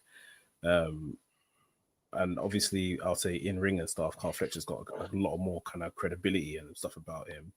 But at the same time, you wouldn't be surprised if next year Dominic Mysterio won Money in the Bank, and that's his ticket to the World Championship. You wouldn't be surprised. Yeah, they both kind of hold that kind of similar position, but obviously Dom in a very WWE kind of way. But yeah, they need to start. You know what? So I was with obviously my cousin Ray got married over the weekend, right? Congratulations to Ray, bro. Ray, man. Yeah, the Philly legend. I spent all weekend with him and stuff, and obviously when I was catching up on wrestling over the weekend, I was in his crib and we were watching it together and stuff like that. And he actually commented on the fact of, oh, look, AJ Lee's back in the ring now with CM Punk. Who was he talking about the other day that came back and stuff? He was mentioning someone else to me that come back, and he was like, "Where are WWE's new stars?" And this is someone that sees like watching the product. He came up watching wrestling, but obviously just other stuff busy. So he's a casual, but he follows all the social media pages. He follows us and all that stuff. So he keeps up with that and watches when he can. But so he knows what's going on. And he said, although yes, AJ Lee coming back, nice. Where are WWE's new stars? Why do they keep pulling through all these? Nikki Bella, he was cussing when Nikki Bella was like, he's just like, where are WWE's new stars? Like, and I said to him, bro, like, I don't know in it. Like, I don't know where they are, like, sort of thing. But someone like Dom, you know, other names I'm sure we've mentioned in the past. These are guys that Braun Breakers and obviously them, man. Obafemi. Why is Obafemi not? I think it's time for Obafemi to leave. It's time. Obafemi needs to go. He needs to come to. Obafemi and Trick Williams are literally the belt that is holding up NXT's trousers right now. Yeah. Holding up the men's division. Let me say that. Because if they remove those two from the show, like they should, like you're saying, the trials are done for and Willie and everything is on show. I'm sorry. Like, and the white youth from Dark State will be there to tell us that they're gonna get out. Hey, Dark State suck, man. I'm so sorry. No, I can't. No, they're funny. What's that record against something Carl, isn't it? How many the Joe Henry stuff has been funny. The Joe Henry stuff has been funny. The Joe Henry stuff has been funny. I'll give it to them. Saquon Sugars is a star and needs to come out of there. The other guy, Osiris, one of the tag team boys, I think he's pretty good. He looks pretty. The one with his wrist tape up to here. Smackdown versus Raw looking ass nigga. What the fuck? I think Dion Lennox. I think he can time, but I think he could be good. The Brandon Cutler guy, I think is that his name Brandon Cutler or Brandon something? I can't remember, but the one that was LFG in it. they didn't rate him in LFG, and in why? Like he's just still not ready, sort of thing. But yeah, the NXT men's division is literally being held up by Obafemi and Trick Williams. They can't afford to take the man out. But Javon looks like he's nicely being placed as the next NXT champion, sort of thing. So hopefully we'll see. Yeah. And the thing is, I feel like even with when it comes to women in general, I feel like the women are given a bit more leeway to do whatever, because at least we've kind of seen women born in the 90s at least hold the top strap. We've not seen no 90s babies hold WWE title or heavyweight title yet. Yeah. And I'm a proponent for, you know what, even if someone is not ready, strike while the iron's hot, at least give them a chance to have a run. Whether it works or not, you have an idea of what could improve later when they now have if they get another chance. You know what I mean? Like if Randy Orton didn't have a shitter first run, how do we know he would ever have a great run ever? We knew what to improve from the first run. He knew what to improve from. He knew that, okay, now that I'm champion, I need to be the face of the company. I can't just be outside partying and doing whatever. I can't just be knacking up and down. I need to be responsible. Do you know what I mean? I mean, I need to be responsible. Do you know what I mean? So sometimes you just you have to push that responsibility onto people. Say, you know what, the crowd love you. The story's taking you in this direction. We're going to put the strap on you. This is a big responsibility. Let's see if you can hang. And if you can't hang, then you know, okay, cool, I need to work harder. I don't think there's anything wrong with giving Dom the world title or WWE title in the next 2 years. I'm very intrigued to... And I think Bron deserves that same treatment as well. And Bron, yeah. Bron is the one right now that's flying the flag for, again, maybe that kind of same Carl Fletcher positioning, like at any moment they could just run it, sort of thing, really. Yeah, it'll be interesting to see what they do with Austin Theory when he comes back. Because that's another, like I said with Daniel Garcia, I think that's another last chance saloon type guy. We're approaching last chance saloon sort of thing. But yeah, there's guys in an Obafemi, in a Trick Williams that I think are prepared and ready to probably jump over these names we're mentioning and go for that brass ring type thing. Because the men's stuff right now, there's a queue of men that are just, some of them are uninspiring in name. I've come around to LA Knight as a potential world heavyweight champion. I don't mind that. Rusev, he's saying it that I want to be world champion, but I'm not feeling it yet. Like he needs to do more work. I can't lie. There's more work needs to be done with him. Like he needs to do a bit more like matches and blah blah. But for him straight, nah, not for me. Aleister Black looks like a shadow of the man that once upon a time was in NXT, and everyone just thought, okay, this is the guy, sort of thing. Absolute shadow, like. That kind of middle bracket of names. I don't know. The AJ Styles and them man, they're done. Finn Balor's are done. Them man are never winning the world title again. No, it's literally a break glass in case of emergency type situation. Yeah, man, win a world title again. So be interesting to see, especially from an age profile sense of age profile kind of thing, what direction they go in the future. Yeah. We asked the Discord members for some questions. Shout out to the guys in the Discord. If you're not a member, become a member now. Right now. Click on join and put your details in and become a member. You get access to Discord where you get, some perks in there. So you guys become a member. I'm seeing some of our Discord members that don't have membership badges on their YouTube names. That's crazy. Funny. You guys, I can see you guys. I'm not gonna say anything now, but when it gets to the Discord awards, if you think you're being nominated for anything, shocker. I said ha. All right, cool. Feck, what the hell? Whilst you're looking, what's it called? Johnny just asked us if you had to draft a starting five of guys and girls under 30, who's your starting five? I like this question. I had to draft a starting five of guys and girls under 30. Under 30, Jimmy and Johnny.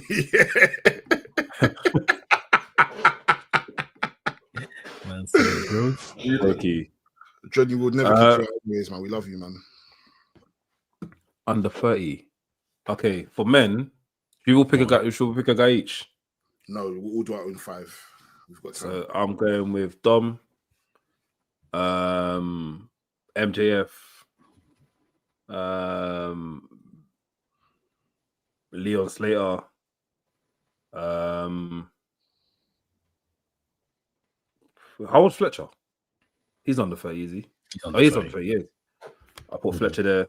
And last guy I'll probably put is Obafemi is under 30, isn't it? Yeah, he is. Man's 20. He's 27 years old, bro. Back. Obafemi. For girls, I'm putting Rhea Ripley. I know she's under 30. What's can I throw in there? Rhea Ripley, Tony Storm. Is she under 30? Yeah, she's not under 30. Tony Storm. Tony Storm. She's 29. She's 29. Yeah. Back. Veterans. Who else can I put in there?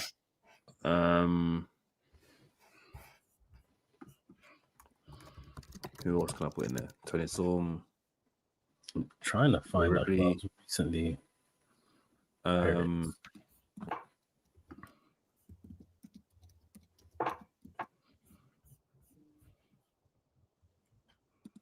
Sorry, guys, but just do research. I want to give you the correct thing. Oh shit, I think it's 37, bro. Who?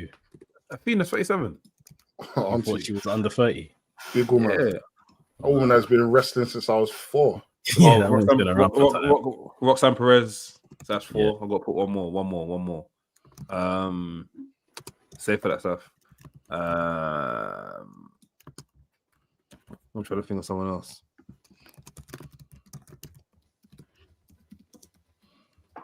I hear very research going on. No, we have to research, bro. Oh, she's 36, bro. Heck. Who? Bianca Belair. Of course. Yeah. Who's the last person I can know? That girl was wrestling when he was in uni, fam. Yeah, true. Alright, cool. Sorry, guys, doing the giggles. I'll go for women. For women, I'll say Lara Valkyria. That's my last one. Rain Leverkusen, Sari, Bozilla, and Tony Storm. Jeez, Bozilla. Yeah. Yeah, that's some good lists. Mandem are gonna count. They're gonna count some. They're gonna. Lloyd took so long to get the women's one. We have to get him out of here. You're fine. You're not Allah. I'm joking. Oh, you're not Allah. Allah would have struggled.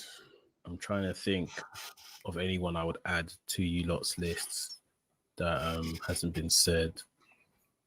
I would add maybe. Have any of either of you said Rhea Ripley? Yeah. Yeah, let's said Rhea Ripley. Wait, is Jimmy all right? Man said, wait, these men wrestlers are shit. What's he talking about? MJF's not shit.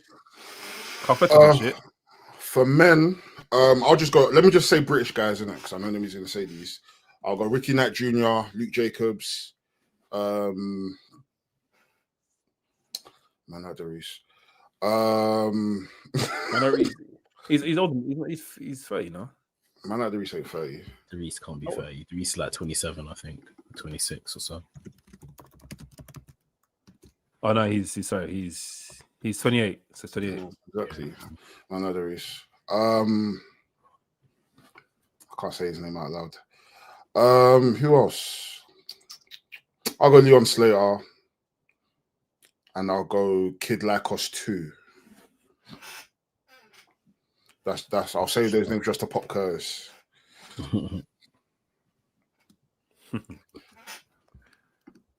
Nathan said you and Ola don't like women's wrestling. Who said that? Who? Nathan. Nathan, say your bye-byes. I'm kicking you out the Discord right now. Pack your bags. I'm about to get kicked out of the Discord right now. Big up T and Tussle. Say Connor Mills. Iowa. Oh yeah, he's on the 30, isn't he? You said Saray earlier, right? Yeah, sorry, yeah. Yeah. It's Nathan, the AI dude. Yeah.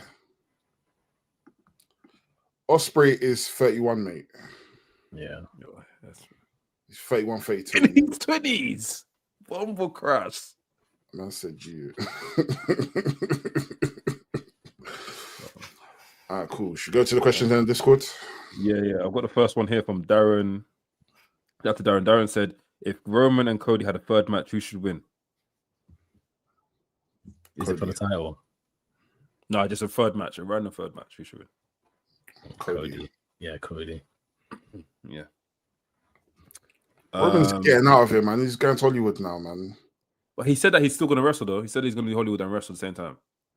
But is it? I'm sure he's going to be wrestling sporadically, you know. He'll be part time. Yeah, part time. Yeah. I mean, you can lose that, man. You don't need to. Oh. Yeah. I need to. Gabe said, all of you guys are starting your own wrestling promotion. Pick your first signings of singles, male and female, 2 tag teams, secondary division, mid-carders, also male and female, 1 faction. Yo, that's too much in there, bro. Let's do the pick your first signings, male and female. You're going to make a new promotion right now. Who are you picking right now? My first male signing. Yeah. I'm probably picking Cody Rhodes. Okay. I'm picking Roman Reigns. Will be there 50% of the time. Huh? That's why I didn't pick him, because he ain't gonna be there all the time.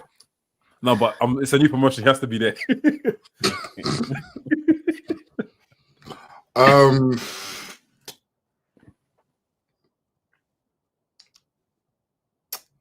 I'm going to pick Josh Alexander. I need to start off with a workhorse off rip. This is the figurehead of the company. You're gonna look at this guy and think, you know what, this is a company about work. Set the tone. Yeah, man, Josh Alexander. All those big guys. Let me keep my money, man. Let me use this company to money launder. I don't have time to be paying them.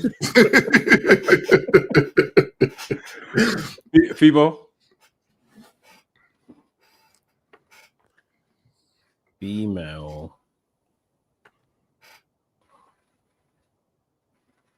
I know who I'm picking.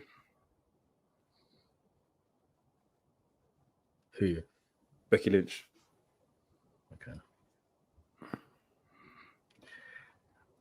I think I might, given the ethos of Dell's company, what he just said, I might be stealing a name from someone he would like to sign. But I would say Jamie Hayter. Fact. That was actually the name I was going to say. You know what? Let me say Nina Samuels. I think Nina, again, sets the tone, hard worker, and who doesn't want to see the Nina Samuels shows every week, you know? Which you could also come and see her October 2nd. Hustle. Grab your tickets, pull up. It's going to be a fun one. Yeah, man. I'll say Nina Samuels. Tag team? What tag team you guys sign? Tag team.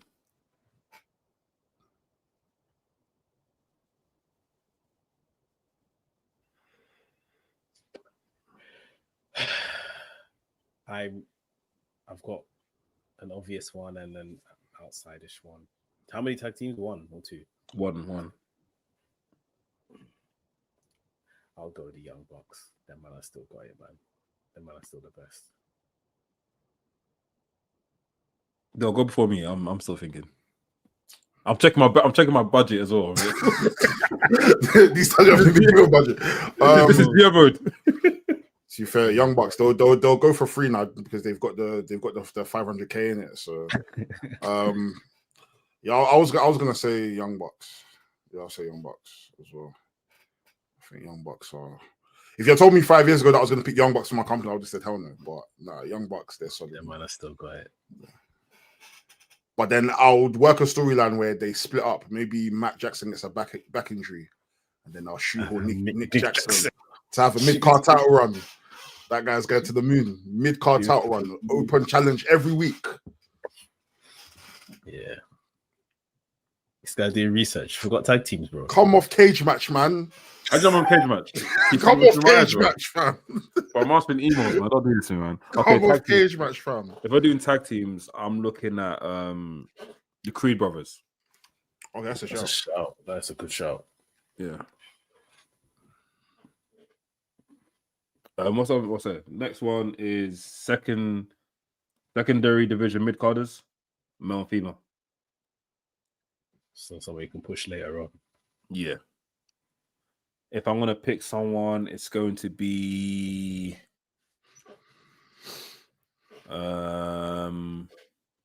Buddy Murphy. That's a shout. That's who I wanted. Johnny just put in the thing. Kevin Knight. He put Jet Speed, but I was gonna say Kevin Knight. Jimmy's so dumb. Yeah, that's what I was shocking.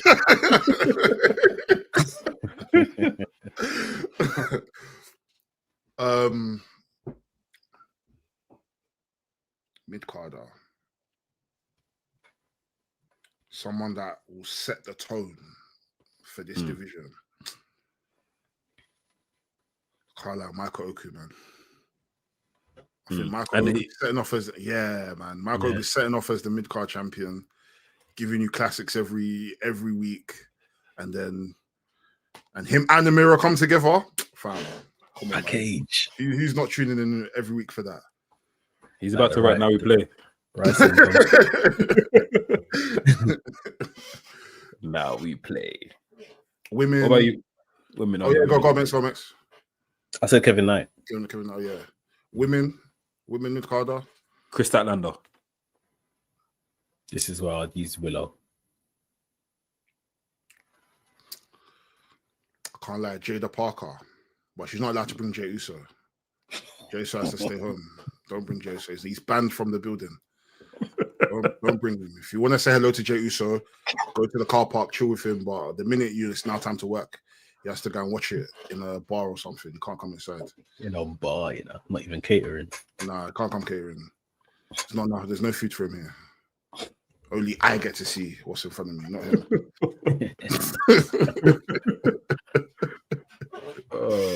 We said one faction. Don Callis family. Oh yes. I get a bargain. Man went to Aldi. Man said all of the half price deals, bro. Meal deal. Man get Takeshita ever for free. Are you mad? Bro. Yeah. It works out, man. Don Callis family. It's so this might be a cheeky arts here. But is this a dead or alive thing as well? Because I've got one name I want to throw on the table right now. There's no budget. There's no budget. There's no budget for dead people. We're gonna say Hulk Hogan. I'm gonna say NWO. Give me NWO. Oh, joking. Fam, there's gonna be protests outside your promotion, boy. It's I think Judgment Day. Judgment Day. I take him. But then I can't take the Elite because you guys have got Young Bucks, innit? Young Bucks are working both promotions anyway, so I'll take Young Bucks. I'll take the Elite. Take the Elite. The Elite are defunct business right now. They're working free promotions, bro. Cool. Shout out to Gabe for that question. That was fun. Next question. Gabe again. Gabe said, Fantasy Realm, any wrestling promotion collaborations is up for grabs apart from the obvious one. What partnerships would you create? This is also for everyone else as well, Nicola. Cool. So if we had a chance to work with a wrestling promotion and create some sort of collaboration, we as in Wresthings. Okay. Who working with? That wasn't the question. What was he talking about? Look at the answers. You'll see the example of what he means. What companies would you like to see besides? Yes. Sorry. So let me ask that. Mr. Remix. So Remix thing. So I've been fasting since 4 p.m. bro. I haven't eaten, bro. Jimmy, name 5 matches that happened to DPW. I'm not hearing this. Name 5 matches that happened to DPW. Man's just naming promotion. This guy put DPW. He thinks it's double penetration. I beg, man. What's the double penetration? Double penetration raw. Okay, if I'm picking 2 promotions, yeah, I don't care if it's obvious or not. I'm picking 2 promotions that I want to work with. Yeah, it's obvious. AWW, give me that. Well, he just said, "Oh God, this is how people fail exams." I don't care. People fail exams. He says, "Besides the obvious." I don't care. That's not obvious. Some people don't think about it. Some people think New Japan and AAA. I don't.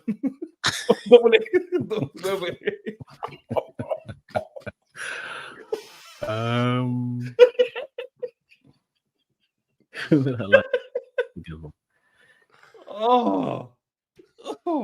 There you go. I'm trying to think who I'd like to see work together. I'd like to see Hustle and WXW. Okay. I think Hustle and Ring of Honor will be good. DPW and House of Glory would be good. I would have liked to see in its heyday, in its time, Black and Gold and Ring of Honor officially work together, not just NXT dead, but yeah, an official kind of partnership between the two in both of their heydays. Triple H would have bust his load if that ever happened. Triple H would not be able to contain himself. I'm trying to think. Pro Wrestling, Even Stardom. Yeah, that'll be a shout. DPW and Ring of Honor. Rev Pro for you. Rev Pro and who? Rev Pro for what? Rev Pro and who, Nathan? Stardom and NXT now would be interesting. I know them Stardom girls will still kind of walk the floor with the gal in NXT, but I think it would be a nice little experiment. I think majority of the stuff that people have said is like, you know, still stuff that really I can't even, you know, counter that. So I kind of agree with everything.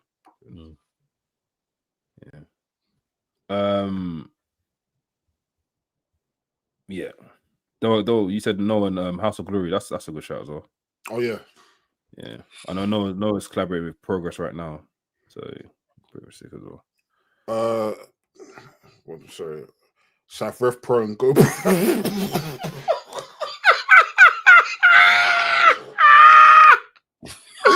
Saf, I'm voting for you. Saf, you've got my vote. That is excellent. Why did I never think of that? That's me. That is excellent. I wish I thought of that. Nathan said, Rev Pro and Ring of Honor. Stop.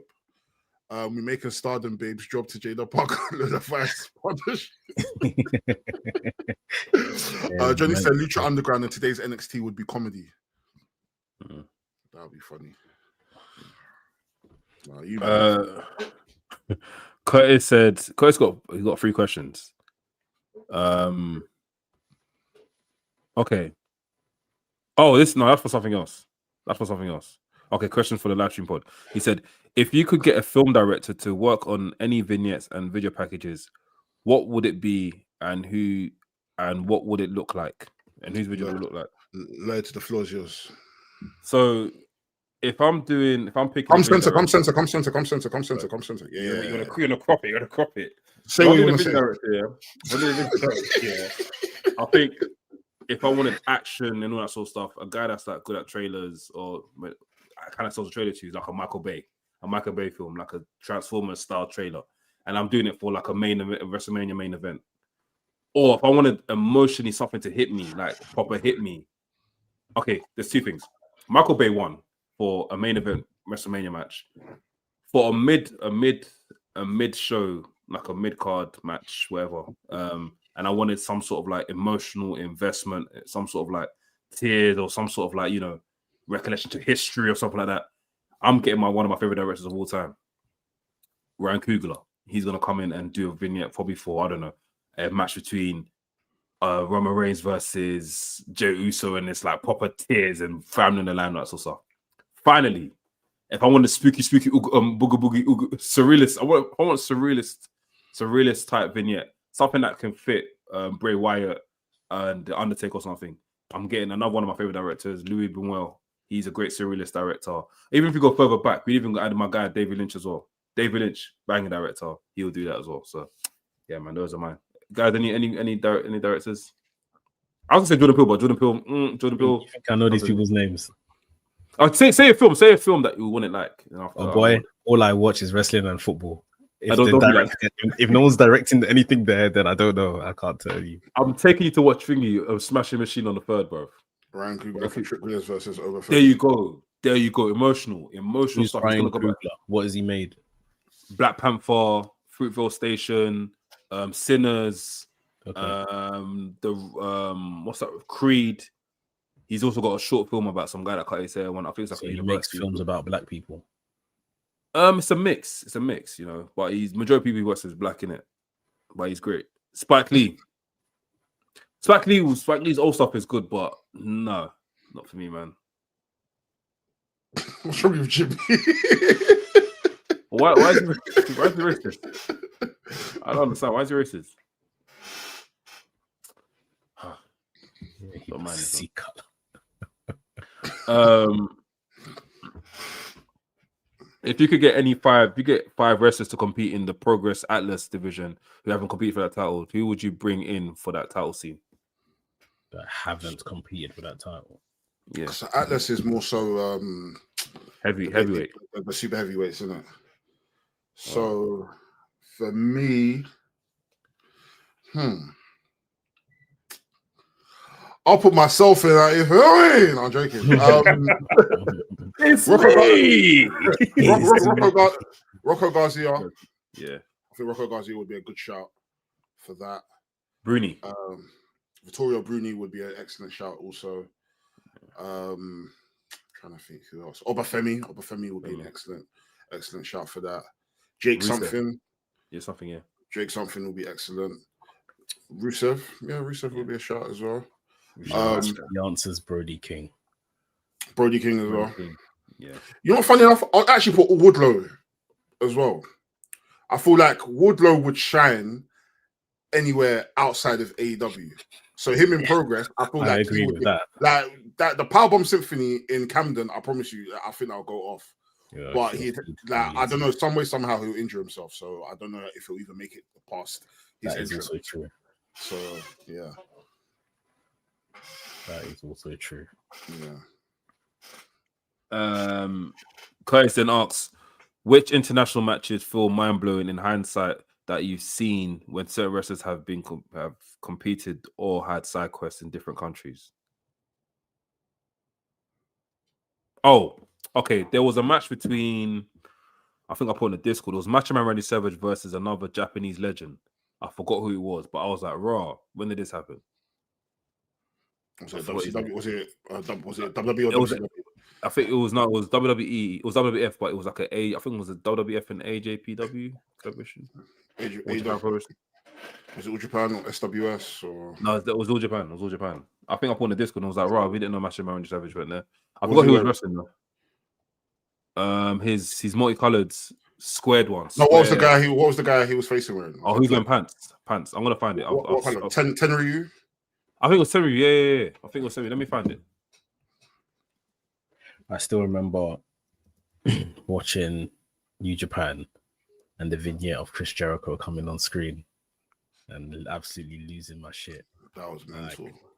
Jericho and Kenny Omega has literally made a whole nother company because of that. Like, for me, I can't see past that as the answer. There's obviously other good matches where people have gone abroad and out of their promotions and done some crazy stuff, but obviously as maybe a bit of recency bias, that's the answer for me. Yeah, though, just correction. Yeah, it was actually Tenryu. Yeah, and Randy Savage. That I was like, right, when did that happen? Anything else? I'm trying to think. Any other questions or? Oh yes. If you could see one wrestling persona get a Vince McMahon style multi-series doc, who would you want to be the topic?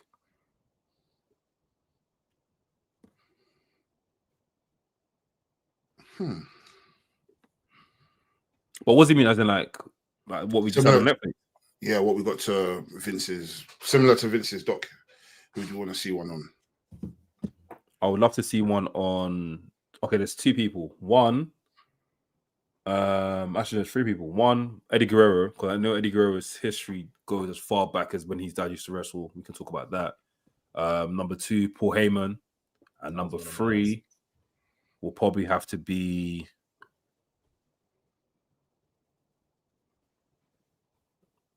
Maybe Jim Ross, because he's had countless of like he's had so much experience in wrestling. They could probably say so much stories on how he found people and stuff. And bro, do not put that screen. Do not put that answer on the screen, please. He's right though. He's right though. Yeah, there's an element of he's right. Not... The only people I want to see is Benoit and Hulk Hogan. One, because like Hulk Hogan lies so much. I need to see all these lies live, bro. Like I need to see it broken down in 3 episodes. It's Benoit and Hulk Hogan. Those are the only 2 I want to see. And everybody else, everyone else. Then it's not that they're not interested, but there's video essays that you can find on YouTube, or you can just go to ChatGPT. It will give you the full thing. But I need to see Hulk Hogan lie, and other people be like, "No, that's not really what happened. This is what actually happened," and then give us reconstruction. I live for that. So yeah. I think Paul Heyman for sure. Oh yeah, and Paul Heyman as well. I think. I want to see, and although we probably saw some of it through their YouTube channel, I would love to see something really documented from a neutral journalist point of view on the Young Bucks and what they've done for this industry and becoming millionaires without going to WWE. Just the roads they traveled, what they did business-wise to get to that point as well. I know a lot of it would be, being the elite kind of stuff and kind of using footage from that maybe in that. But yeah, I think for what they've done to kind of pave that kind of road and literally prove you do not need to go to WWE, even though they probably weren't too far away from going at one point. I think I would like to see something like that when it's all said and done for them. Do you know who would be good to direct that or even just put out there? I don't know the guy's name, but I saw there's a documentary. I think it's called Keep It Kayfabe, and it's all about. I think it's about Speedball Matt Bailey's life so far, his career so far. They shot it during LA when WrestleMania 39 weekend, and I think other footage in there as well. And it's mixed. It's got like mixed multimedia in it, so it's got cameras from like film cameras. It's got VHS camera, and it's got the actual HD camera as well. If they were to get a Young Buck version of that, and they go back and they get the tapes and they get interviews and stuff like that, basically what they done for Kenny Omega. Give me that Kenny Omega documentary that dropped. Then I'm seated. So. There's a Kenny Omega documentary that dropped a while back. I'm seated. I wouldn't see stuff like that. Documentaries like that made me get more invested into the character. So give me stuff like that. Because even look, this match here, like this, there's a trailer that they put out, and you see what's his name, Mike Bailey planning a match in his hotel room with the other guy. I forgot the guy. Some guy that he wrestles on Rev Pro sometimes. Like, Japanese guy. Yeah. Shigeru Irie. Irie, yes, that's him. And stuff like that is probably sick. Stuff like that I want to see. Like, obviously, it's not out here in the UK yet, but when it comes out, I would love to see it. I'd love to watch it in its full entirety. So, like one of the best documentaries I've watched, and it being even the kind of low budget is like the Nigel McGuinness one. Yeah, but he shot himself, and that was great. Yeah, but I just thought that was just it's great that that's being captured, especially now seeing where he is. Yeah, for what sure. He's been able to kind of come back and do and stuff like that. So yeah, I'm from a business point of view, like if someone could truthfully break down the numbers and document what the Young Bucks have actually done, like that'd be great. Because them, man, people know like how great they are, but I think in terms of shifting the business, I don't think people are actually deep in what these men have done. Like, so I think that's all the questions for the week. But guys, if you guys got any questions, especially if you're part of the Discord, if you're not part of the Discord, I'm sorry, you have to join the Discord to send us questions. If you guys got any questions, anytime if you got something, send us some questions in the Discord. Any announce, Johnny Tuhati, Johnny said the footage that the Bucks have that they don't have, don't have to release has to be ridiculous. Yeah, you're right. Before we go, I found a YouTube channel that had the whole of, I think all the old matches was captured on some like one camera and it's like bare fuzzy and stuff. But it's like stuff like that will be sick in the documentary. Love to see archive footage. Got a ton of them. Like they'll say to see it. I mean, they've got a book. Yeah, I can't remember what the book is called. Something Gigi had it. Yeah. Del, do you know what the book's called? Something the business or something. Like destroying the business or something along those lines. Yeah, something like that. But just something. Even if whatever I imagine that's probably in that book, just to see it, like I think would be great. Thanks. But yeah, guys, hope you guys enjoyed the live stream. Any announcements, guys, before we head off? Hustle, October 2nd. Hustle Ambition, October 12th, if I remember correctly. Killing the Business, that's it. Killing the Business. It's the one. Killing, big up, Glody. Yeah, tons of content coming for you guys. Just keep liking, keep subscribing. We're looking to organize a day out to go watch Smash Machine On the new release. film that The Rock is going to be portraying Mark Kerr. Should be a fun experience. Just keep supporting us, guys. You know, we appreciate you guys. Yep. And also another thing as well, like the clips that we've been posting weekly now, is a lot of people have been posting up. Like, a lot of people have been showing them. So you guys continue doing that, man. Continue doing that. I'm seeing some like big names liking the post as well, and also resharing them as well. So that's good to see. Yeah, we're trying to put in more work on our Instagram, guys, and our TikTok. So engage and share, and hit that new repost button. Let's find out what it does. Yep.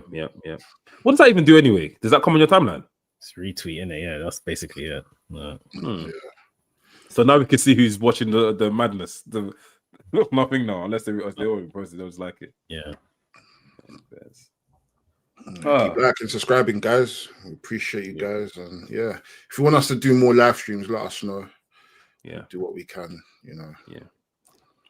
Let us know what guests you want on our podcast as well. We've had a great run of guests in the last 2 weeks, so let us know who you want to see as a guest. If we can get them, like Dole says, we'll get them. If not, then we'll try and make something else work. You know, who are some of your dream guests? Like you, both of you. Steve Austin. At one point, I want to talk to Bret Hart, but I don't know if Bret Hart will give me what I want to hear. Steve Austin for sure. MJF, and probably lastly, I would love to talk to The Rock, because I think The Rock will give me a great chat. I'll stick with our kind of current theme, but go big in a way. So I still want like people from the British Isles. I'll say like I want a Finn Balor. I'd want a Becky Lynch. I think a Sheamus would be great crack. I think Drew would be good. I want them lot that have still kind of come from, you know, where we've come from, but you know, they played big on the US sort of thing. Was it Leon? We interviewed Leon. He said, and I'm happy he said it, to be honest. He said, you know, let's be completely honest. No one wrestles to stay in the UK. Like the dream is to make it in America, to crack America. So these lot from our side of the waters that have done that would be really good to kind of get their perspective, as well. Obviously, right now, getting the people that are trying to make that shift over there. Yeah. What about you, though? Queen Aminata, Jada Parker, Kira Hogan. And let's be guided, bro. Let's be guided. No, but I can't. Like, I definitely want to chat to Kira Hogan. I need to ask her a question. Like, what possessed her to go on Jocelyn's show? Oh boy, I don't think I have anything kind to say to Kira Hogan at this point, man. I hate it when I get so invested in people, and this is how they repay me. Nathan, you're going to be on timeout. We're kicking you out of the Discord because we've had Brendan Cobbin on our channel before. Are you not watching our videos? What's going on, bro? No, but he wants them again, innit? He wants them both together. Black and white Cocoa Pops seniors.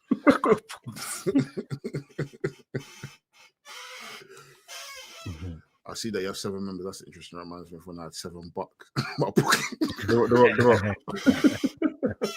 We have 6 members, by the way. We haven't got 7. Yeah, just saying. Yeah, 6. But on this rare occasion, I'll allow you to say 7. But yeah, we have 6 of us. Sorry, apologies, man. Vote for me, man. Vote for me.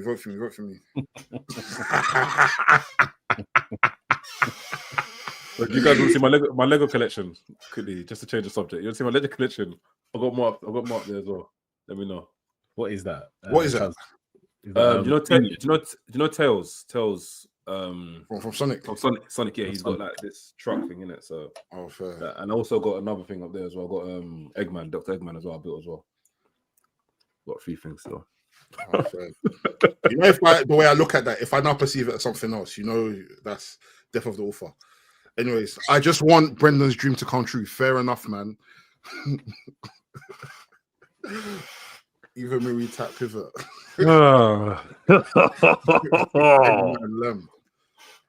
Yeah, guys, keep liking, keep subscribing. The audio will be out once this live stream is done. Yeah, man. We appreciate the support as always, man. Yeah, for sure. Guys, we're gonna love you and leave you here. Make sure you guys check us out next week. Next week we'll be in the studio for sure, unless they want to bomber clock the whole TFO again. Apparently Elizabeth Line's next to go. So apparently, yeah, I think the thing stops tomorrow. I think tomorrow's the last day. Tomorrow's the last day. Yeah, tomorrow's the last day. Tomorrow's the last day. But who knows? They might extend it. They might come and say, "Yo, we're gonna go another strike." I can't believe the government didn't want to meet them where they're at. Oh, it's the government for you, isn't it? Government, yeah. But yeah, guys, catch you in EVC. I've been an RP. Max. Doughboy, Wresthings podcast, the coolest wrestling podcast in the world. By the Mandem, for the Mandem. Bow, back.